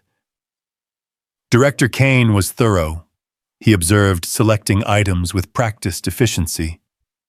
"Everything I need to remind the consortium why Shadow Wolf earned his reputation." As he worked, his entire demeanor began to shift. The gentle father helping his daughter with coloring books was fading, replaced by something harder, more focused. When he spoke again, his voice carried a cold authority that made the cabin feel smaller. "First priority is establishing a secure base of operations.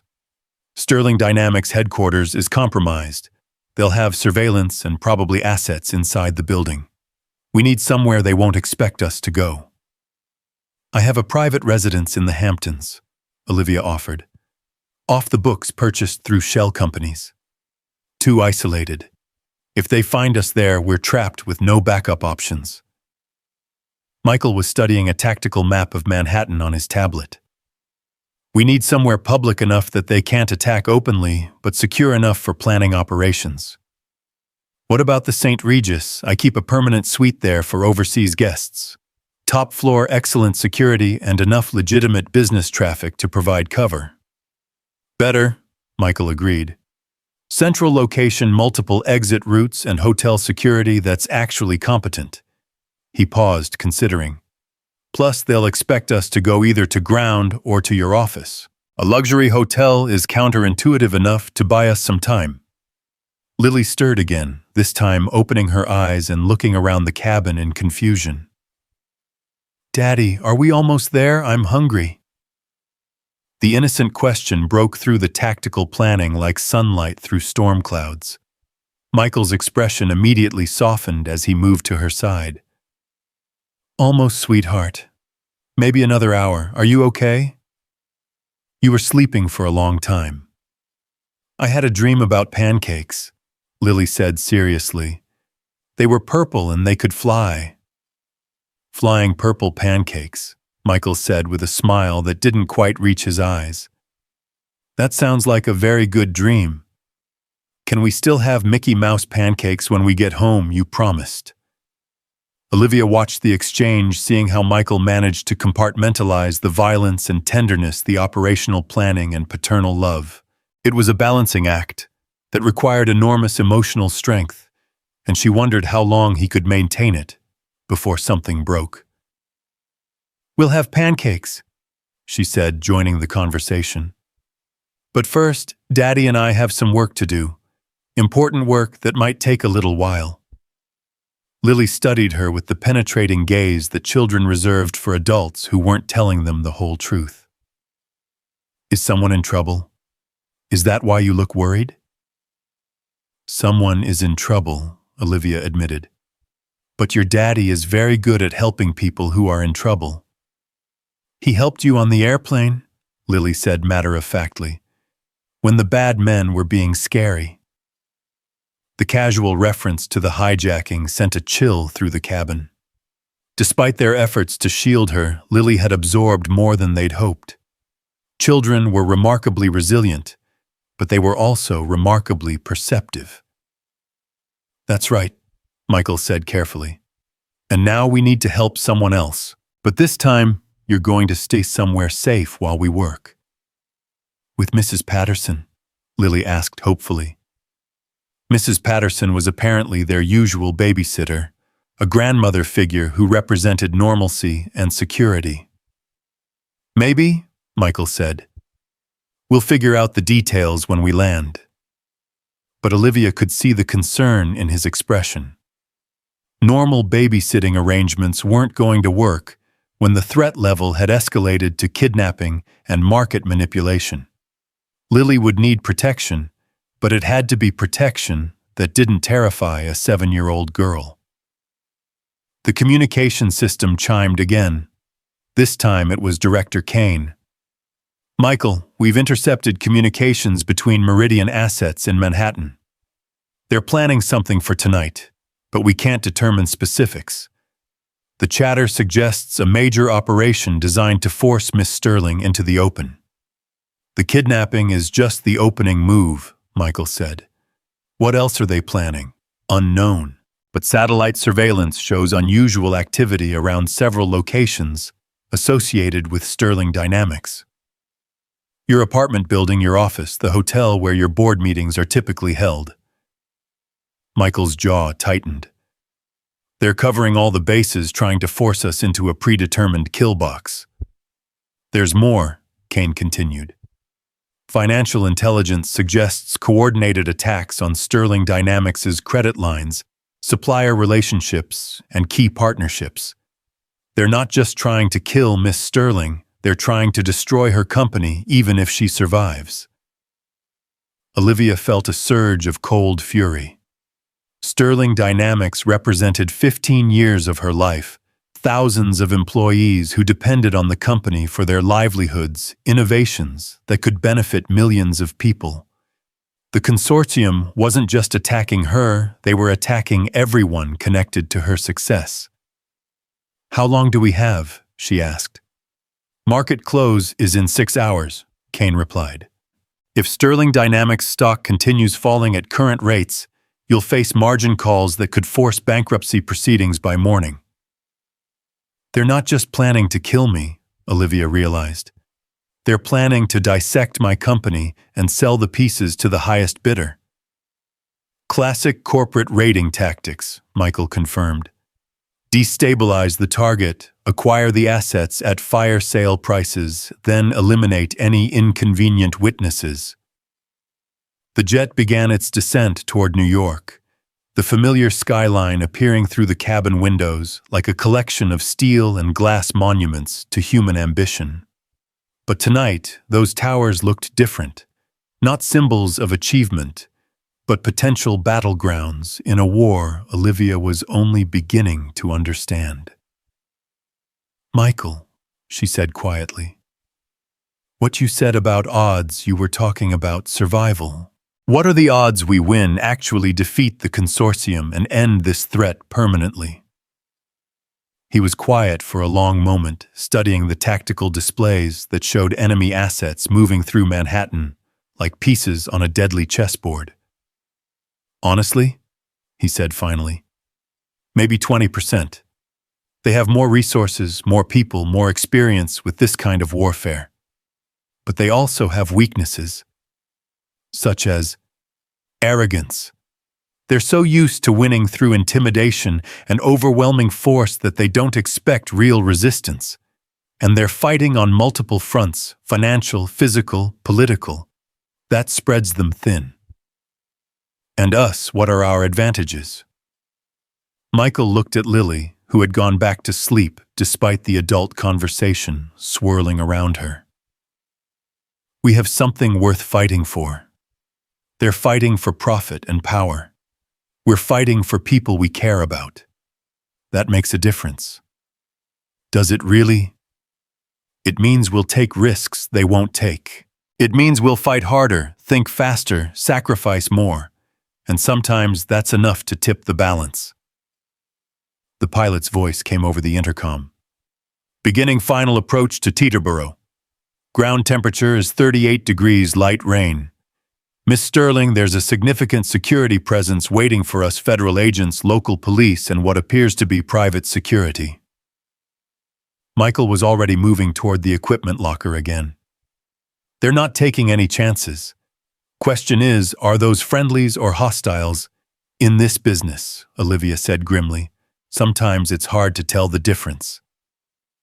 As the jet touched down on American soil, none of them knew that Dr. Elena Vasquez was already in Manhattan, putting the final pieces of her plan into motion.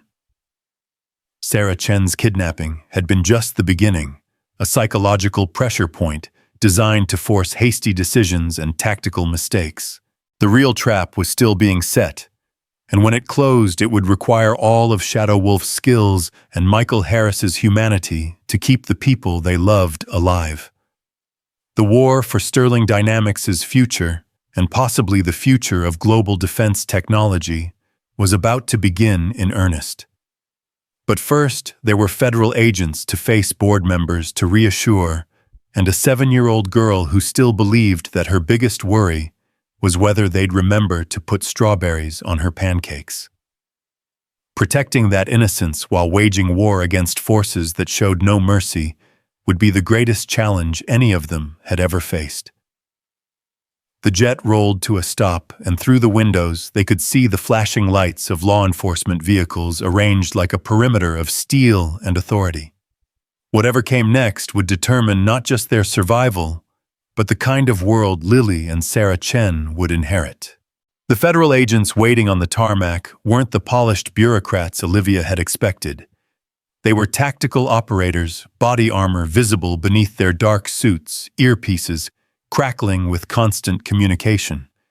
The lead agent stepped forward as the jet's door opened, his hand resting casually on his sidearm.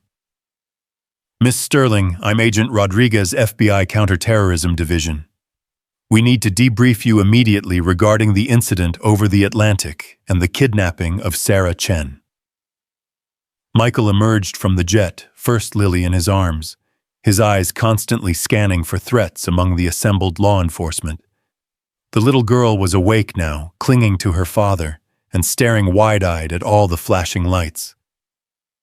"Daddy, why are there so many police cars?" she whispered. "Just some people who want to make sure we're safe, sweetheart," Michael replied, but his body language told a different story. Every muscle was coiled, ready for violence. Agent Rodriguez's attention shifted to Michael, and Olivia saw recognition flicker in the agent's eyes. "Mr. Harris, I presume. We've been briefed on your background. Director Kane speaks very highly of your capabilities." "Kane talks too much," Michael said flatly. "What's the security situation?" "Fluid," Rodriguez admitted. "We've identified at least 12 potential hostile assets in Manhattan, but intelligence suggests there are more. The Meridian Consortium has extensive resources, and they're not afraid to use them." A black SUV convoy waited beyond the perimeter engines, running windows tinted dark enough to hide an army. Olivia counted 6 vehicles, each one undoubtedly packed with enough firepower to start a small war. "Where are we going?" she asked. "Secure facility in Lower Manhattan," Rodriguez replied. "Federal building with appropriate countermeasures for this level of threat." "No," Michael's voice carried absolute authority. "Federal buildings are predictable targets. They'll have contingencies for every approach, every exit. We need somewhere they won't expect." Rodriguez's expression tightened. "Mr. Harris, this is a federal investigation now. We determine security protocols.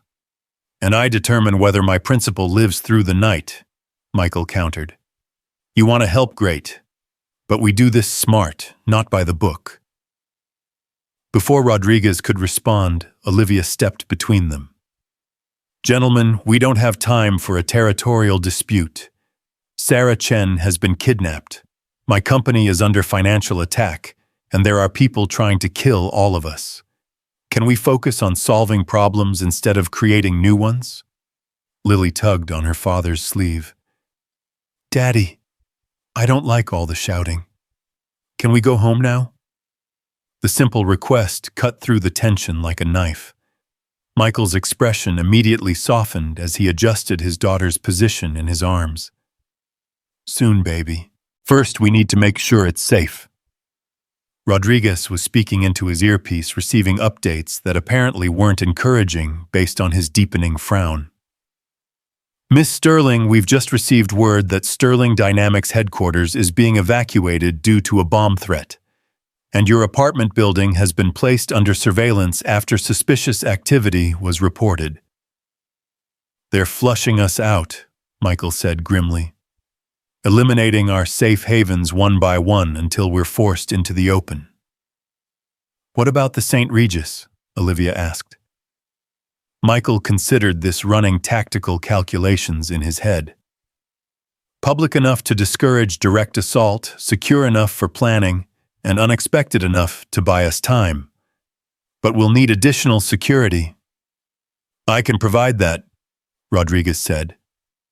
"Discreet surveillance, plainclothes operatives, technical support." "And I can provide something else," a new voice said. They turned to see Director Kane approaching with a woman Olivia didn't recognize, mid-30s, elegant in an understated way with the kind of sharp intelligence that suggested she was much more dangerous than she appeared. "Miss Sterling, Mr. Harris, I'd like you to meet Dr. Amanda Chen, Sarah's older sister, and a specialist in corporate intelligence." Dr. Chen stepped forward, and Olivia could see the controlled fury burning behind her professional demeanor. "Miss Sterling, my sister was taken because of your merger. I want these people found and stopped permanently." "Dr. Chen," Michael said carefully, "this isn't about revenge. It's about strategic neutralization of a threat. Don't patronize me, Amanda replied sharply. I have 2 PhDs from Stanford and 15 years of experience in corporate counterintelligence. I know exactly what this is about, and I know exactly what needs to happen. She pulled out a tablet and began displaying financial data that made Olivia's blood run cold. The Meridian Consortium isn't just attacking Sterling Dynamics. They're positioning themselves to acquire Chen Industries as well. My father's company, my sister's inheritance, everything my family has built for 3 generations. They're going for a complete takeover, Olivia realized. Destroy both companies, acquire the assets, control the technology, and eliminate anyone who might object to their methods, Amanda added. Which means all of us are targets now. Lily had been following this conversation with the intense focus children reserved for adult discussions that felt important. Miss Amanda, are you sad because someone took your sister? Amanda's professional composure cracked slightly. Yes, sweetheart. I'm very sad and very worried. My daddy is really good at finding people who are lost, Lily said with absolute confidence. He found my teddy bear when I left him at the airport, and teddy bears are very small. Despite everything, Amanda smiled. Thank you. I hope your daddy can help find my sister too. Michael was studying the tactical displays on Kane's tablet, mapping out enemy positions and potential approach routes. They're using a classic pincer movement pressure from multiple directions to force us into a predetermined kill zone. But they're making one critical mistake. Which is, Rodriguez asked. They're assuming we'll react defensively, that we'll focus on protecting what we have instead of attacking what they value. Michael's expression had gone cold again, the operational planner taking control. Time to remind them why Shadow Wolf earned his reputation. Kane nodded approvingly. What do you need? Access to Meridian financial networks. If they want to play economic warfare, let's show them what real financial terrorism looks like. I can provide that, Amanda said. Chen Industries has been investigating Meridian's business practices for months. We have detailed intelligence on their corporate structure, their funding sources, their vulnerabilities. Perfect, Michael said. Rodriguez, I need your tactical teams positioned at 3 locations: Sterling Dynamics headquarters, the Chen Industries offices, and the St. Regis Hotel. Make it obvious, make it predictable. You want them to know where we are? Rodriguez asked. I want them to think they know where we are, Michael corrected. While they're focused on the obvious targets, we'll be hitting them where they're vulnerable. Olivia was beginning to understand the strategy. You're going to make them choose continue their attacks and risk exposure, or pull back and lose the initiative. Exactly. And while they're making that choice, we find Sarah Chen and extract her safely. The convoy began moving toward Manhattan with 6 black SUVs cutting through traffic with federal authority. But Olivia noticed that Michael wasn't satisfied with their security arrangements. His eyes constantly moved, cataloging potential threats, escape routes, tactical advantages. Talk to me, she said quietly, settling into the seat beside him, while Lily dozed against his shoulder. Too many variables, he replied. Too many people involved, too many agencies with their own agendas. In my experience, operations this complex tend to develop complications. What kind of complications? The kind where friendly fire becomes a real concern.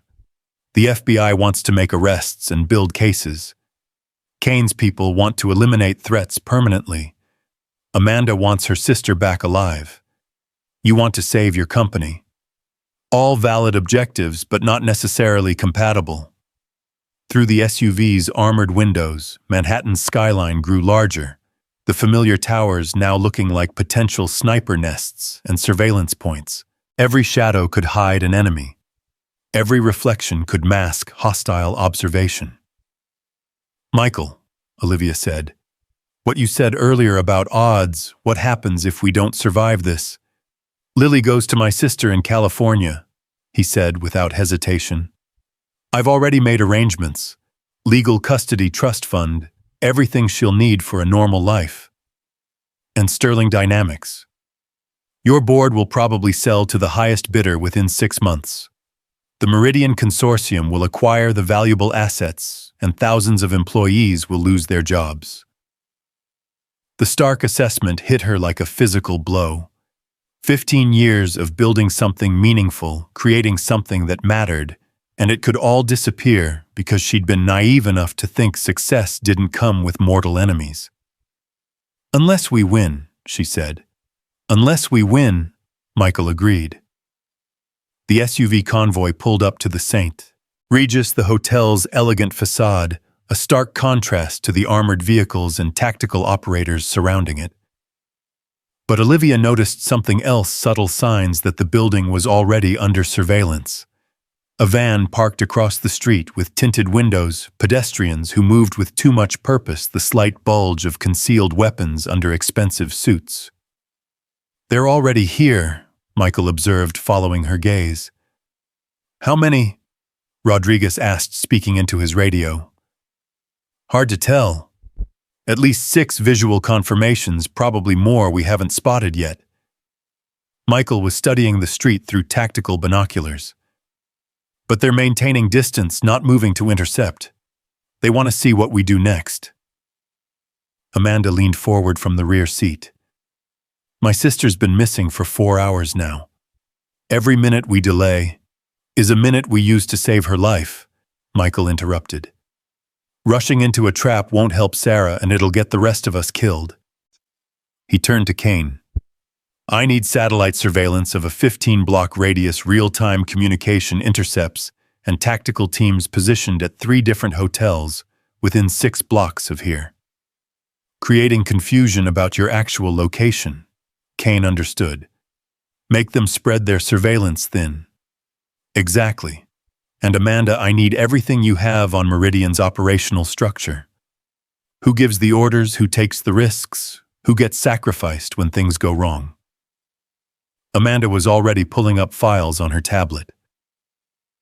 Dr. Elena Vasquez, former CIA operative turned corporate mercenary. She's been linked to at least 12 kidnappings over the past 5 years, all involving technology executives or their families. Psychological profile. Brilliant, ruthless, and completely amoral. She views people as assets to be leveraged or obstacles to be removed. But she has one weakness: professional pride. She doesn't like being outmaneuvered. Michael studied Vasquez's photograph, memorizing every detail. Good. Professional pride makes people predictable. Rodriguez, what's the status on financial markets? Sterling Dynamics stock has fallen 37% since this morning, Rodriguez replied. Trading has been suspended twice due to volatility, but it's scheduled to resume in 2 hours. Perfect timing, Olivia said grimly. They're coordinating the financial attack with whatever physical operation they have planned. The hotel manager met them in the lobby, a distinguished man who'd clearly been briefed on the security situation. His usual practiced smile was strained, but he maintained professional composure as federal agents swept through his establishment. Miss Sterling, your usual suite has been prepared. We've also cleared the entire floor for security purposes. Thank you, James, Olivia replied. I'm sorry for the disruption to your other guests. Think nothing of it. Sterling Dynamics has been a valued client for many years.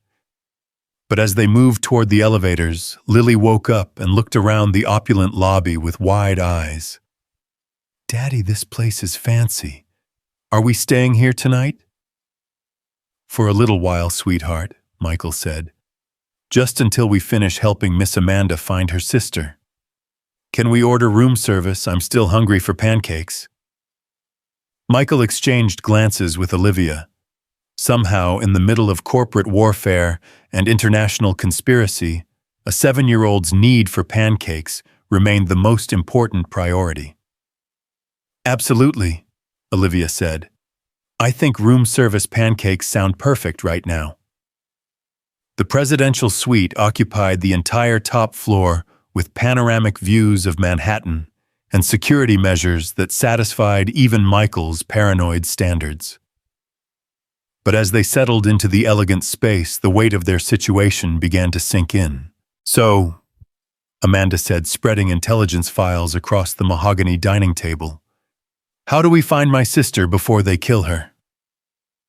Michael was studying building schematics on his laptop, cross-referencing with known Meridian properties. "They won't kill her yet. She's too valuable as leverage, but they will move her if they think we're getting close." "Where would they take her?" Olivia asked. "Somewhere secure but expendable," Michael replied. "A location they can abandon quickly if necessary.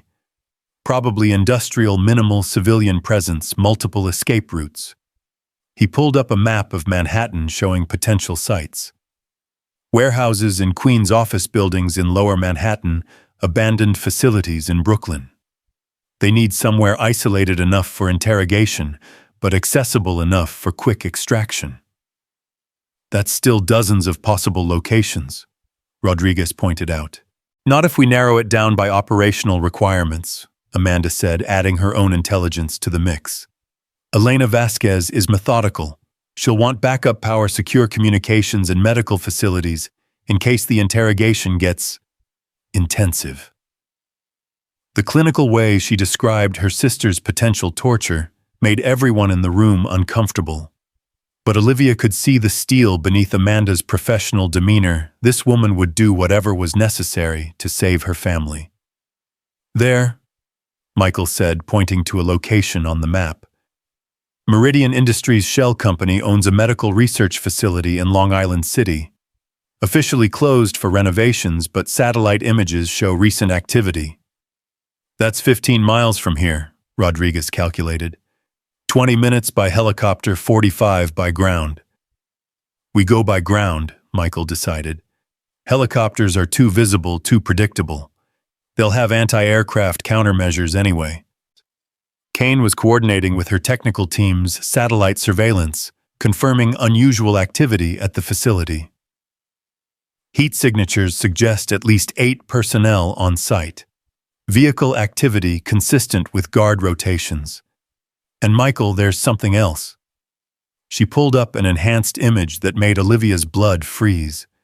A figure in the facility's upper floor window tied to a chair, but clearly alive. "Sarah," Amanda whispered. "Confirmed," Kane said.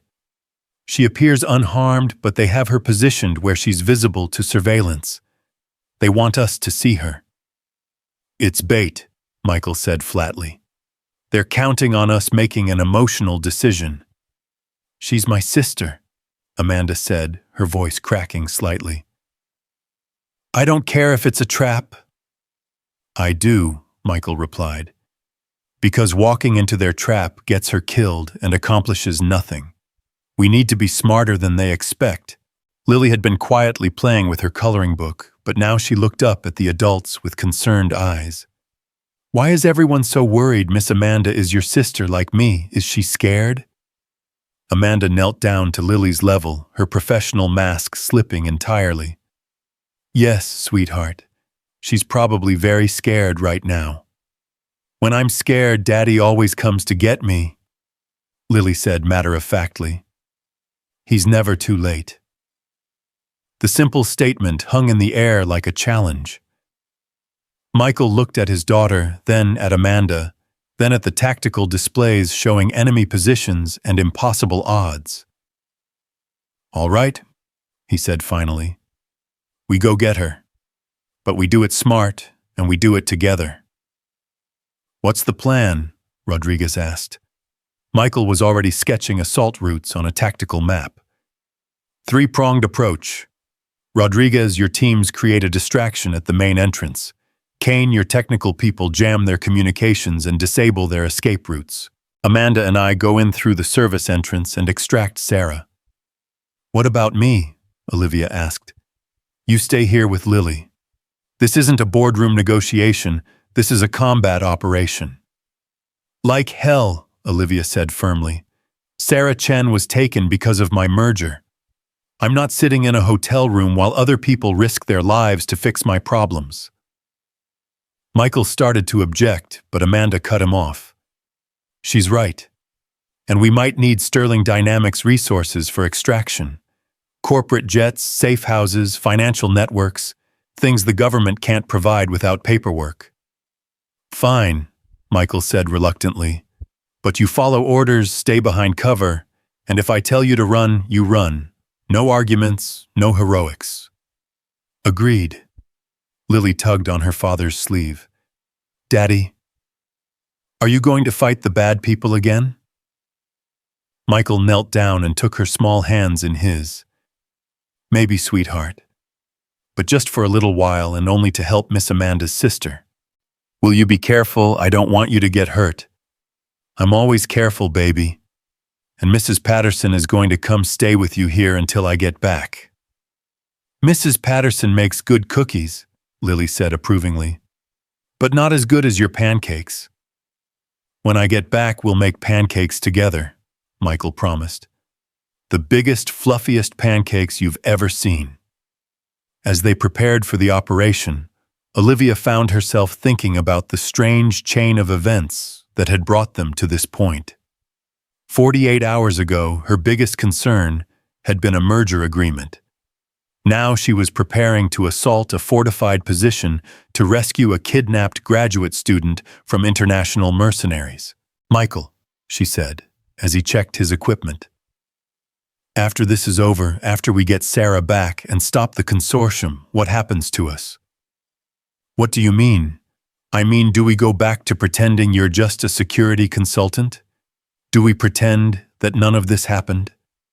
Michael was quiet for a moment, adjusting the tactical vest that had appeared from Kane's seemingly endless supply of professional equipment. I don't think we can go back, Olivia. Too much has changed. Too many people know too much. Good, she said, surprising him. Because I don't want to go back. I've spent 3 years hiding behind walls, convinced that isolation meant safety. But you've shown me something different. What's that? That the best protection isn't walls and barriers. It's having people willing to stand with you when the walls come down. Before Michael could respond, Rodriguez's radio crackled with urgent communication. All units, we have movement at the target location. Multiple vehicles appears to be preparation for transport. They're moving her, Amanda said, her face pale with fear. Or they want us to think they're moving her, Michael countered. Either way, we're out of time. Everyone ready. The team assembled in the hotel's service elevator, an unlikely group of federal agents, corporate executives, and one former ghost who'd been dead for 7 years.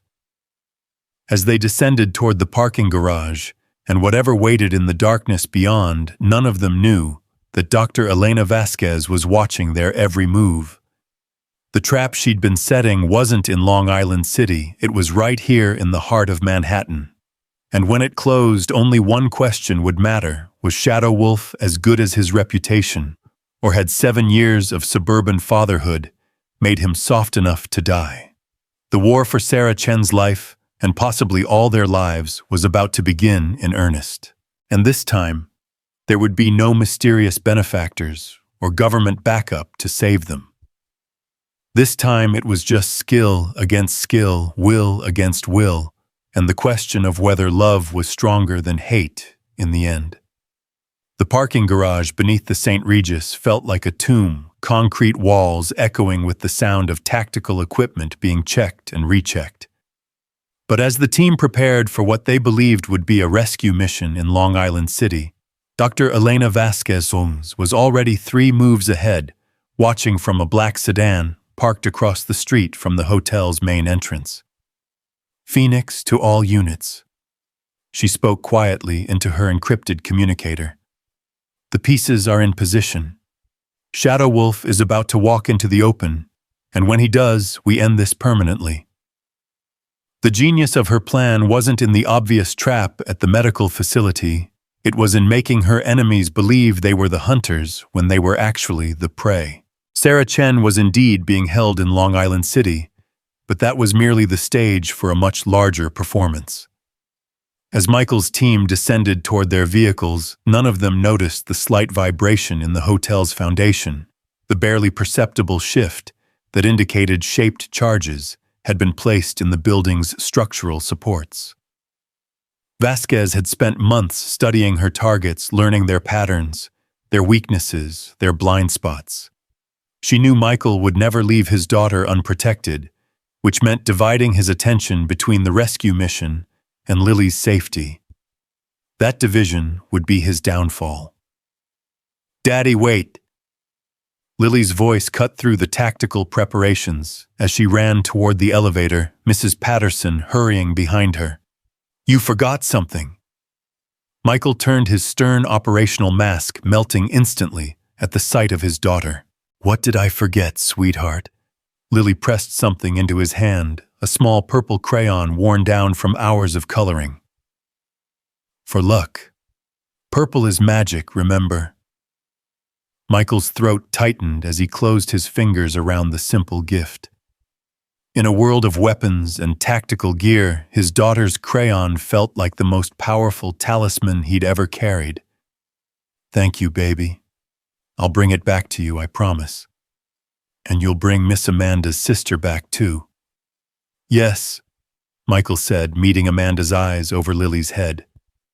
"We'll bring her back." As the elevator doors closed between them, Lily pressed her small hand against the glass, and Michael felt something break inside his chest. For 7 years, he'd believed that keeping her safe meant keeping her separate from his world. But now, watching her brave smile as he disappeared into darkness, he realized that she'd always been his real strength, not his weakness. The team moved through the parking garage in tactical formation, Rodriguez's federal agents taking point, while Kane's technical specialists monitored communications. But Michael's instincts were screaming warnings he couldn't quite articulate. Everything felt too easy, too predictable. "Something's wrong," he said into his comm unit as they reached the armored SUVs. "What kind of wrong?" Rodriguez asked, his hand moving automatically to his sidearm. "The surveillance pattern outside is all wrong. Too obvious, too static. Professional operators don't position themselves like that unless they want to be seen." Olivia felt her stomach drop. "You're saying this is a setup?" "I'm saying we're missing something critical," Michael replied, his pale blue eyes scanning for threats they couldn't see. Amanda was studying satellite feeds on her tablet, desperately searching for any sign of her sister. "The heat signatures at the facility are still showing 8 hostiles and 1 civilian. Sarah's still there." "Or they want us to think she is," Michael said grimly. "Kane, I need you to run a structural analysis on this building. Look for any recent modifications, any anomalies that don't belong." Kane's fingers flew across her keyboard, accessing building schematics and city inspection records. What she found made her blood freeze. "Michael, there are discrepancies. Work permits filed for HVAC maintenance that don't match any legitimate service calls. And there's a company called Meridian Building Services that had access to the hotel's infrastructure for the past 2 weeks. Explosives," Michael said flatly. "They've wired the building." The realization hit everyone simultaneously. This wasn't just about the rescue mission. It was about eliminating all of them in one massive stroke. Take out Shadow Wolf Sterling Dynamics, CEO Chen Industries corporate intelligence specialist, and a dozen federal agents in a single operation. "We need to evacuate immediately," Rodriguez said, reaching for his radio. "No," Michael said sharply. "If we evacuate, they'll know we've discovered their plan. They'll detonate early and kill everyone in the building, including Lily." The mention of his daughter's name sent ice through everyone's veins. She was 40 floors above them, trusting that her father would come back safely. "Then what do we do?" Olivia asked. Michael was already moving his mind, shifting into the cold operational mode that had made Shadow Wolf legendary. "We split up," Rodriguez, take half your team and continue to the Long Island facility.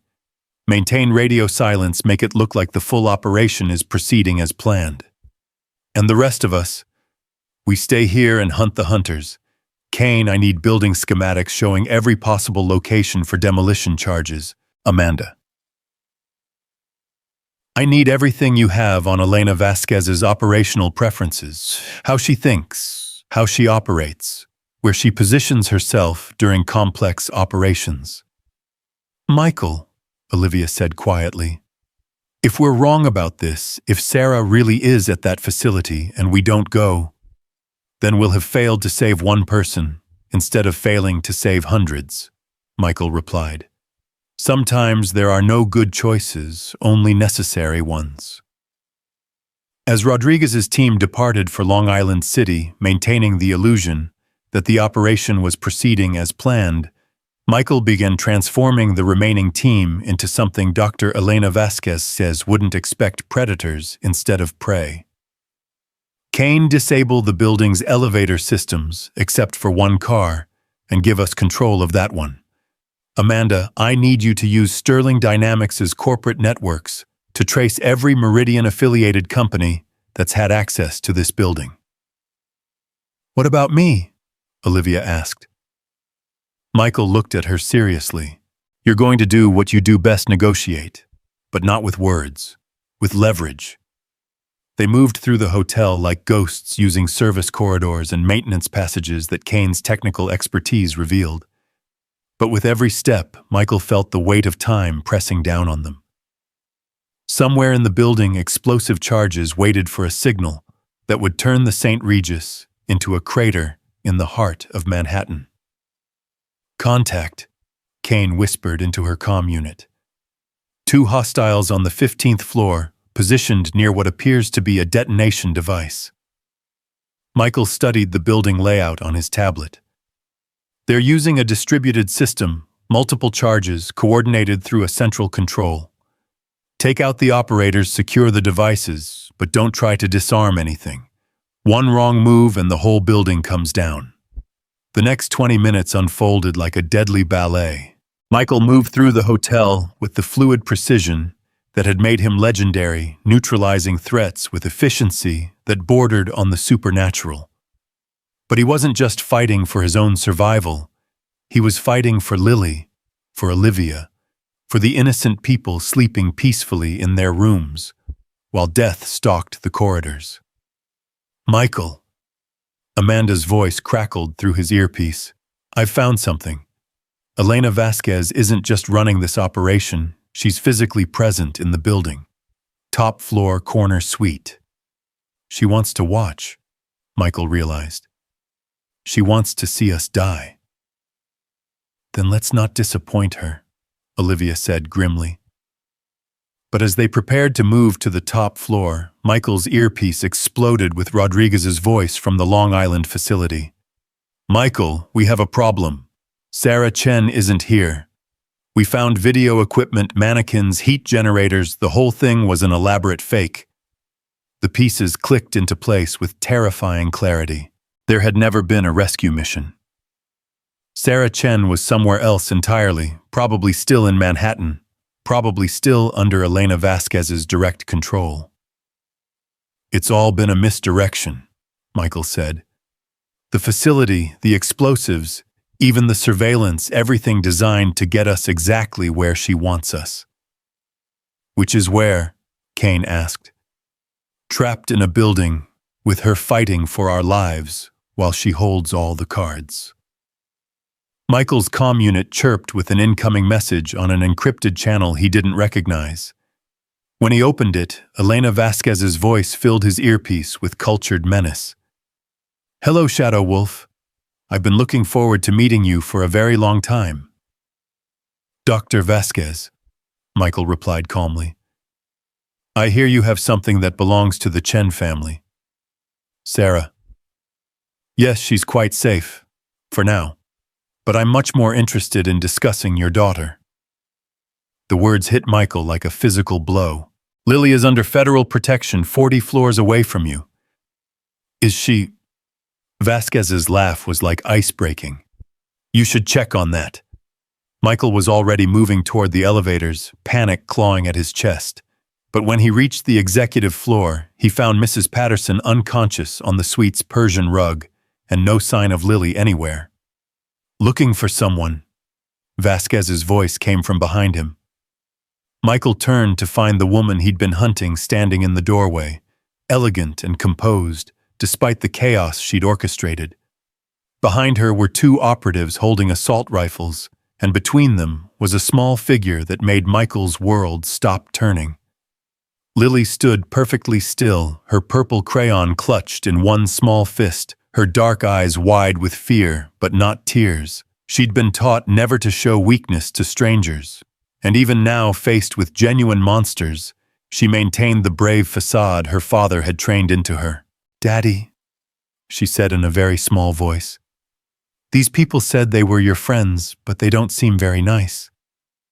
"It's okay, sweetheart," Michael said, his voice steady despite the hurricane of rage building inside him.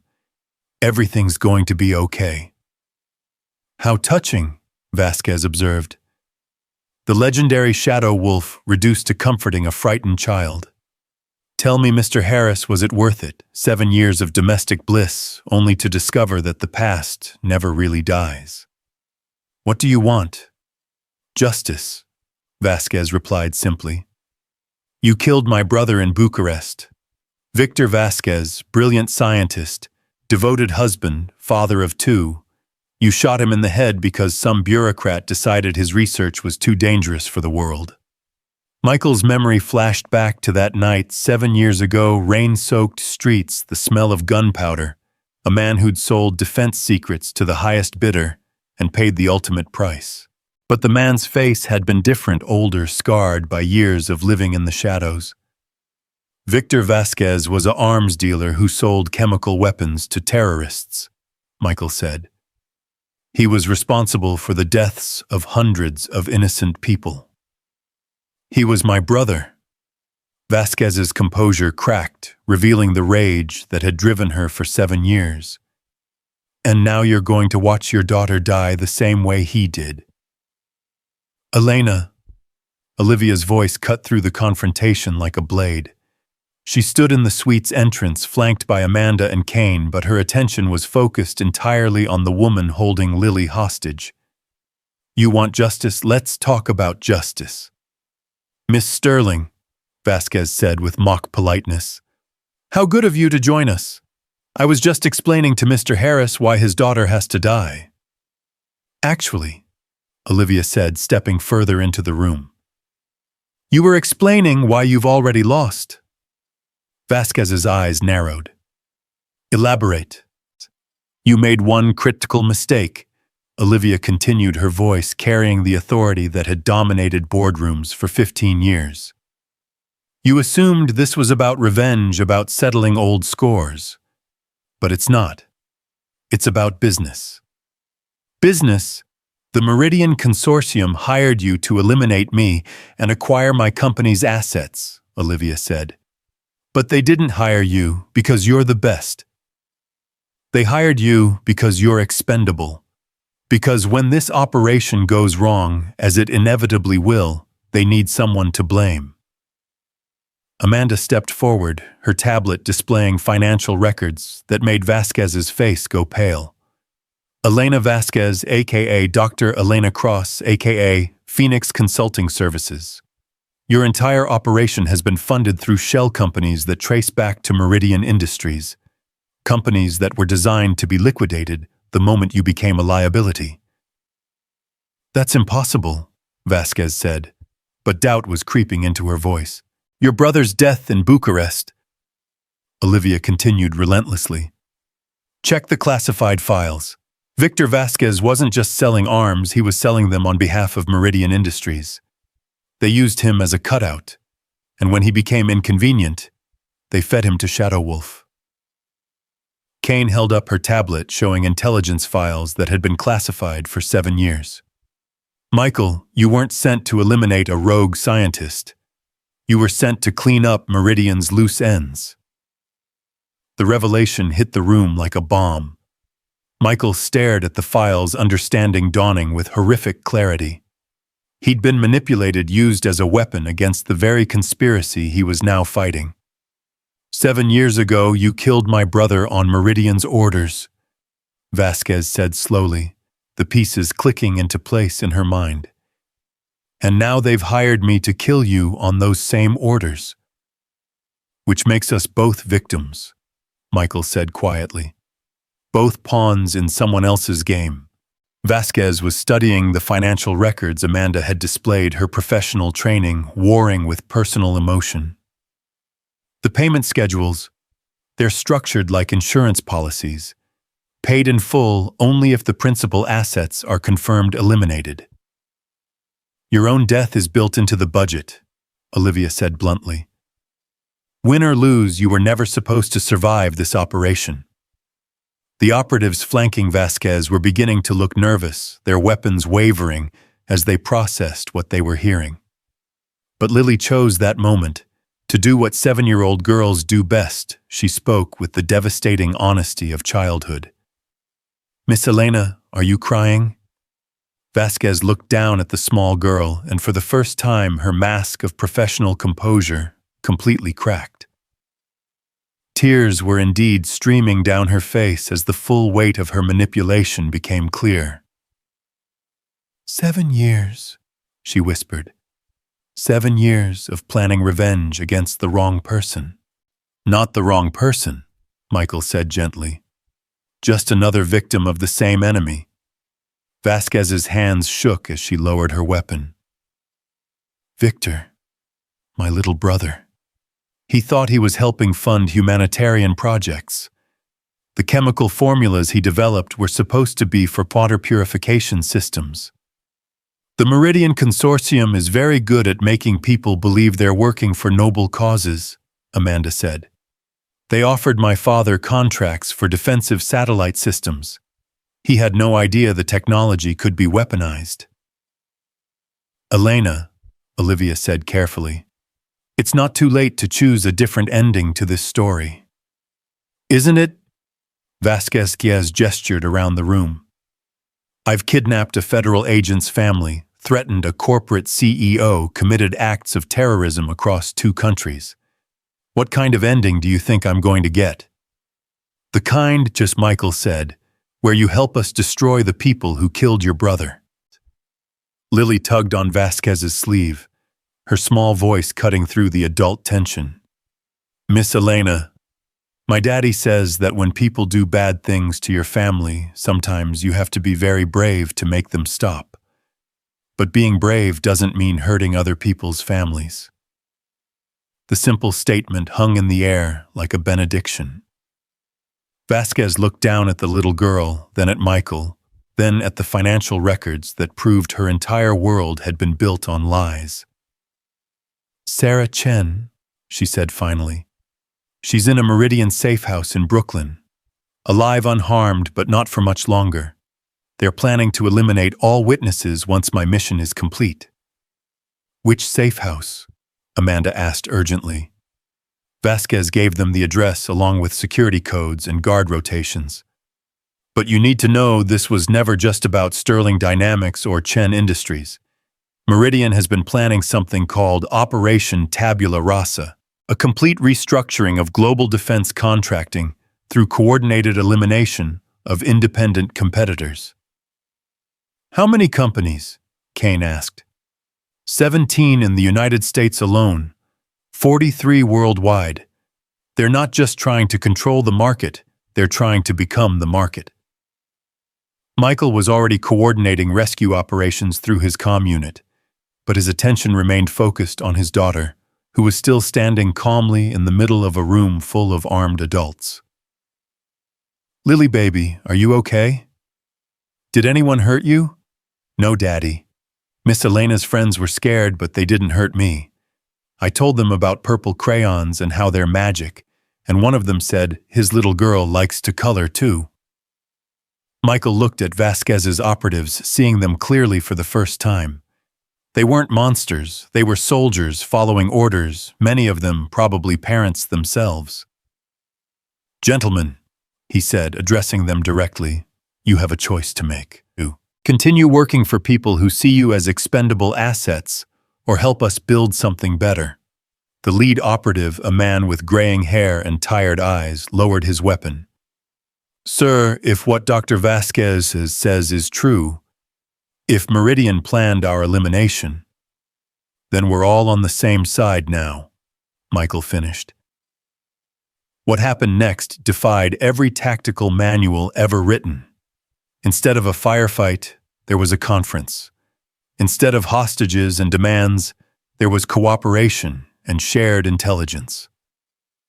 Elena Vasquez, driven by 7 years of misdirected grief, found herself working alongside the man she'd planned to kill to destroy the organization that had manipulated them both.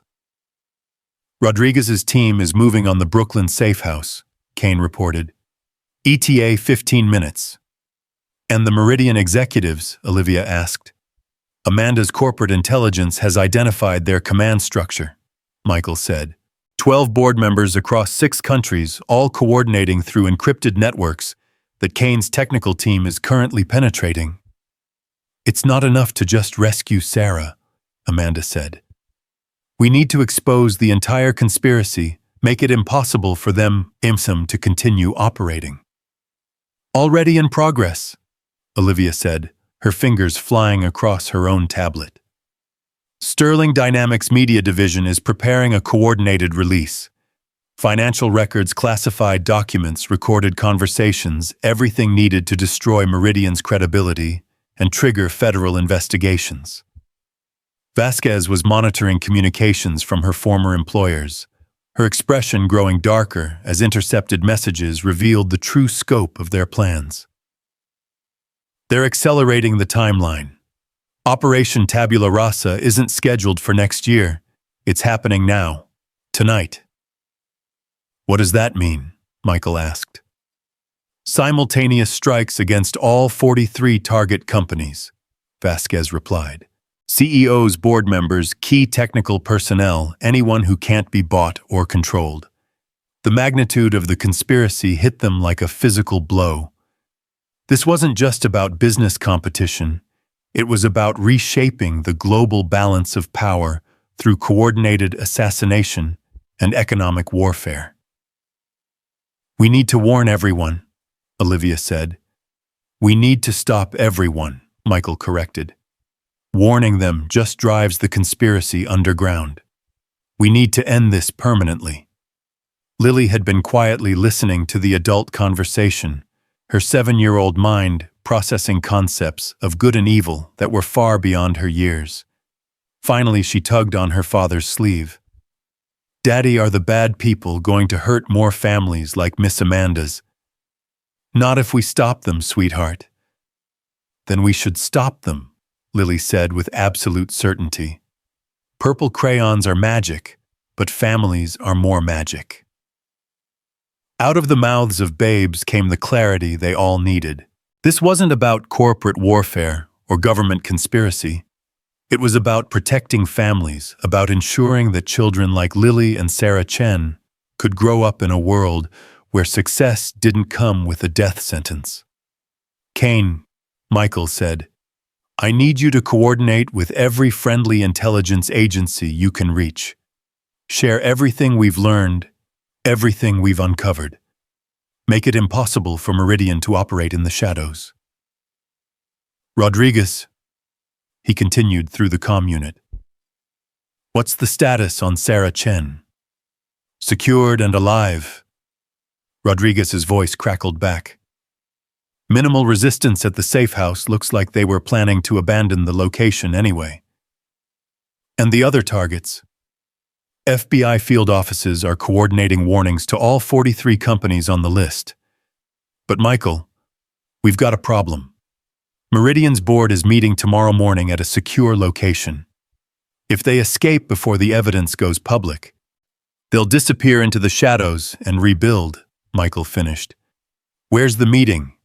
Kane pulled up satellite intelligence showing a private island off the coast of Maine.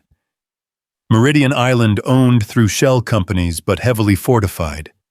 Private airstrip, defensive positions, enough security to resist a small army. Then we'll have to be a large army, Michael said grimly. We, Vasquez asked.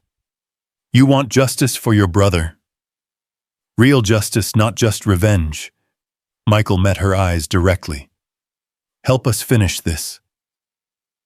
The next 8 hours blurred together in a symphony of coordinated action.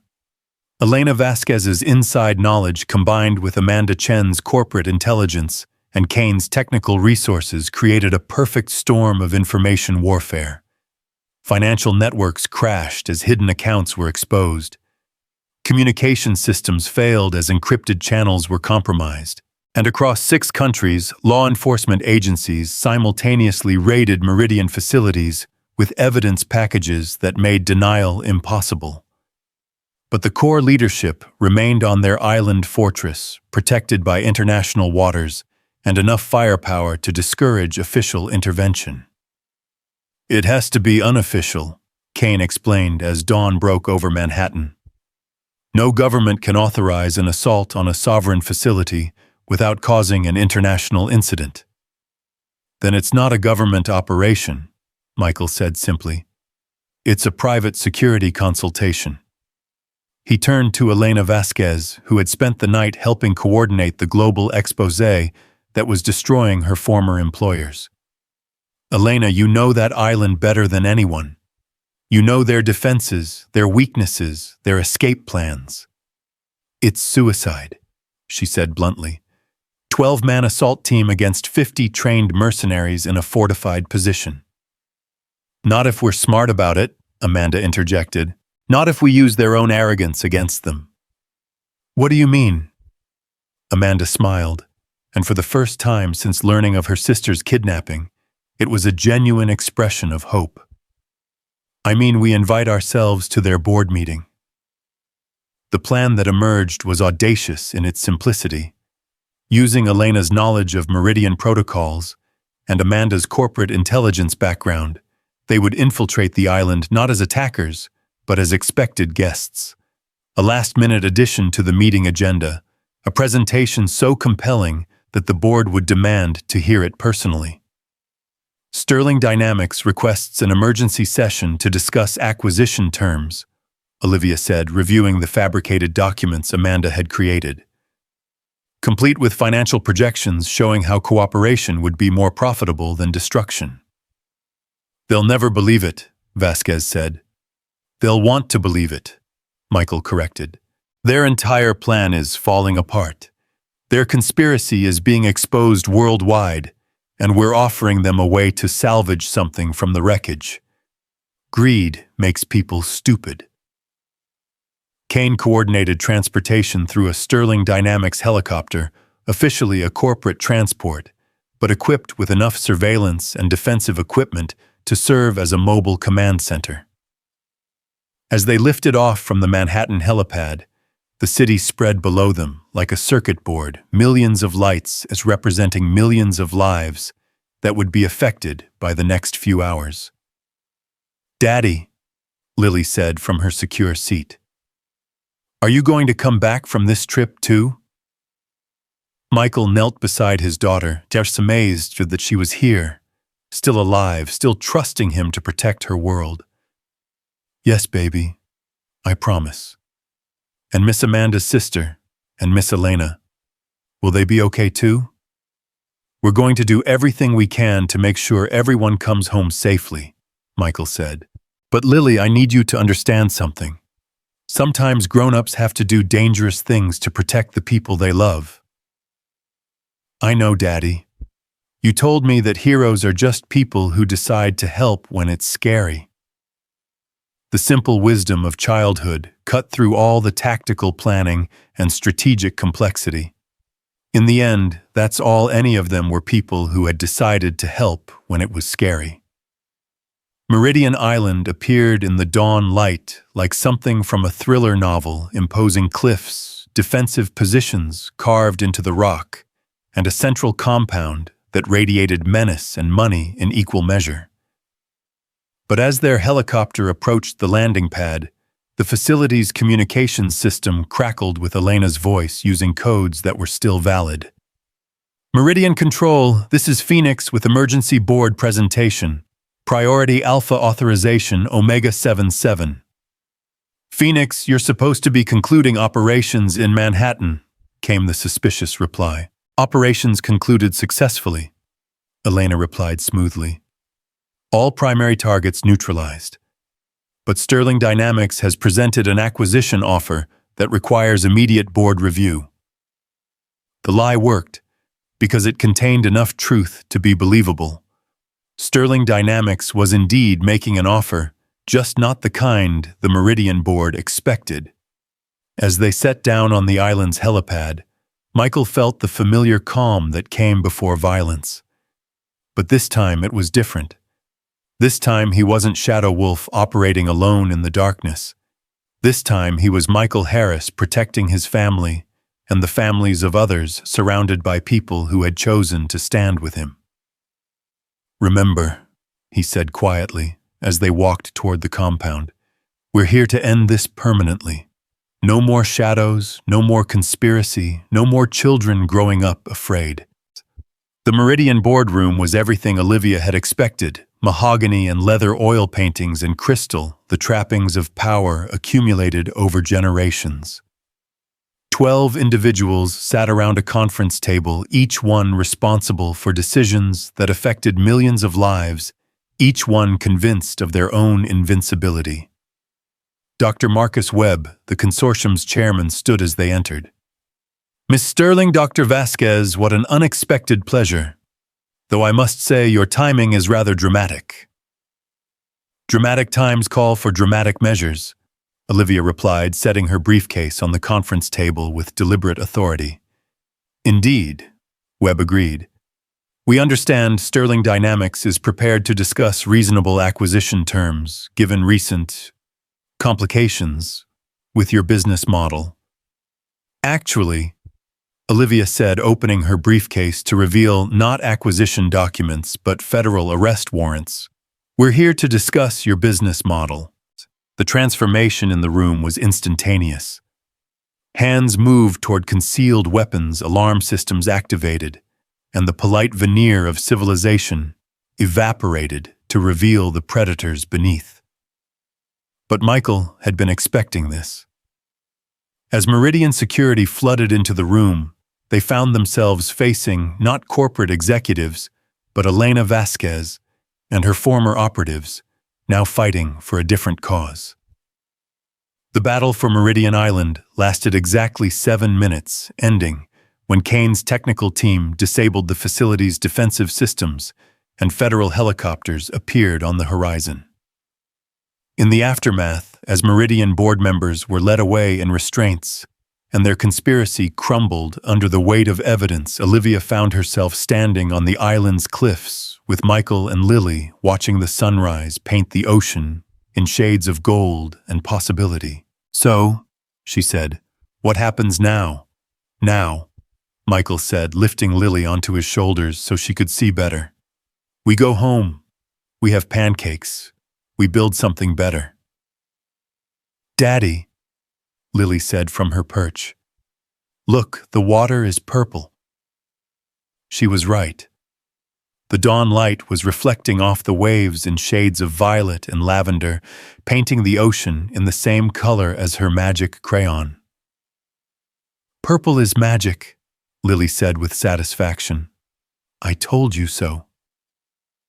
6 months later, Sterling Dynamics had completed its merger with Chen Industries, creating a technology partnership that prioritized innovation over intimidation. Elena Vasquez had accepted a position as head of corporate security, her intimate knowledge of shadow organizations making her invaluable in protecting against future threats. And Michael Harris, former Ghost current head of security, devoted father, had finally found a way to be all of himself without losing any part of what mattered. The pancake restaurant in Manhattan had become their regular Sunday morning tradition. Michael, Lily, Olivia, Amanda, Sarah, and sometimes Elena forming an unlikely family forged in crisis and strengthened by choice. Other diners might have wondered about the eclectic group, but none of them cared about appearances anymore. "Daddy," Lily said over her Mickey Mouse pancakes, "Miss Olivia looks sad today." Olivia smiled, but it was strained. Despite their victory over Meridian, the shadows of corporate warfare still touched her world. "Just thinking about work, sweetheart." "Work is important," Lily said seriously, "but pancakes are more important, and family is the most important of all." Michael reached across the table and took Olivia's hand. "She's right, you know. The rest of the world can wait for an hour." "Can it, though?" Olivia asked quietly. "There are other conspiracies, other threats, other people who think power gives them the right to hurt families." "There always will be," Michael acknowledged. "But there will also always be people willing to stand against them. People who understand that some things are worth fighting for."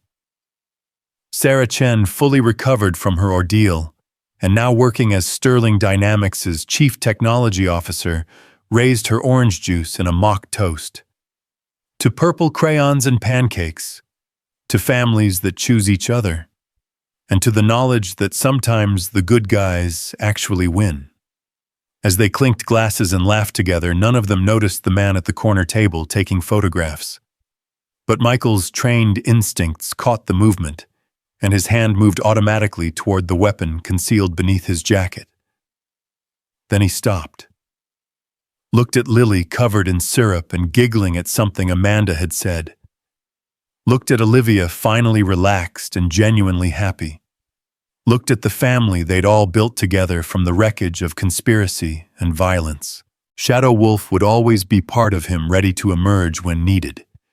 But right here, right now, Michael Harris was exactly where he belonged, protecting the people he loved, not through violence, but through presence, through choice, through the simple act of being the man his daughter believed him to be. The photographer left without incident, probably just a tourist capturing memories of a beautiful Sunday morning. And if he wasn't, if new threats were already gathering in the shadows, well, they would face those challenges when they came, together. Because in the end, that's what family meant. Not blood or birth certificates or legal documents, but the decision to stand with someone when the world grew dark. The choice to protect what mattered no matter the cost. And sometimes, if you were very lucky, you discovered that the best protection wasn't walls or weapons or the ability to disappear into shadows.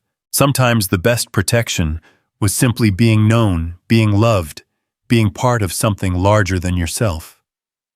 "More pancakes?" the waitress asked, appearing with fresh plates.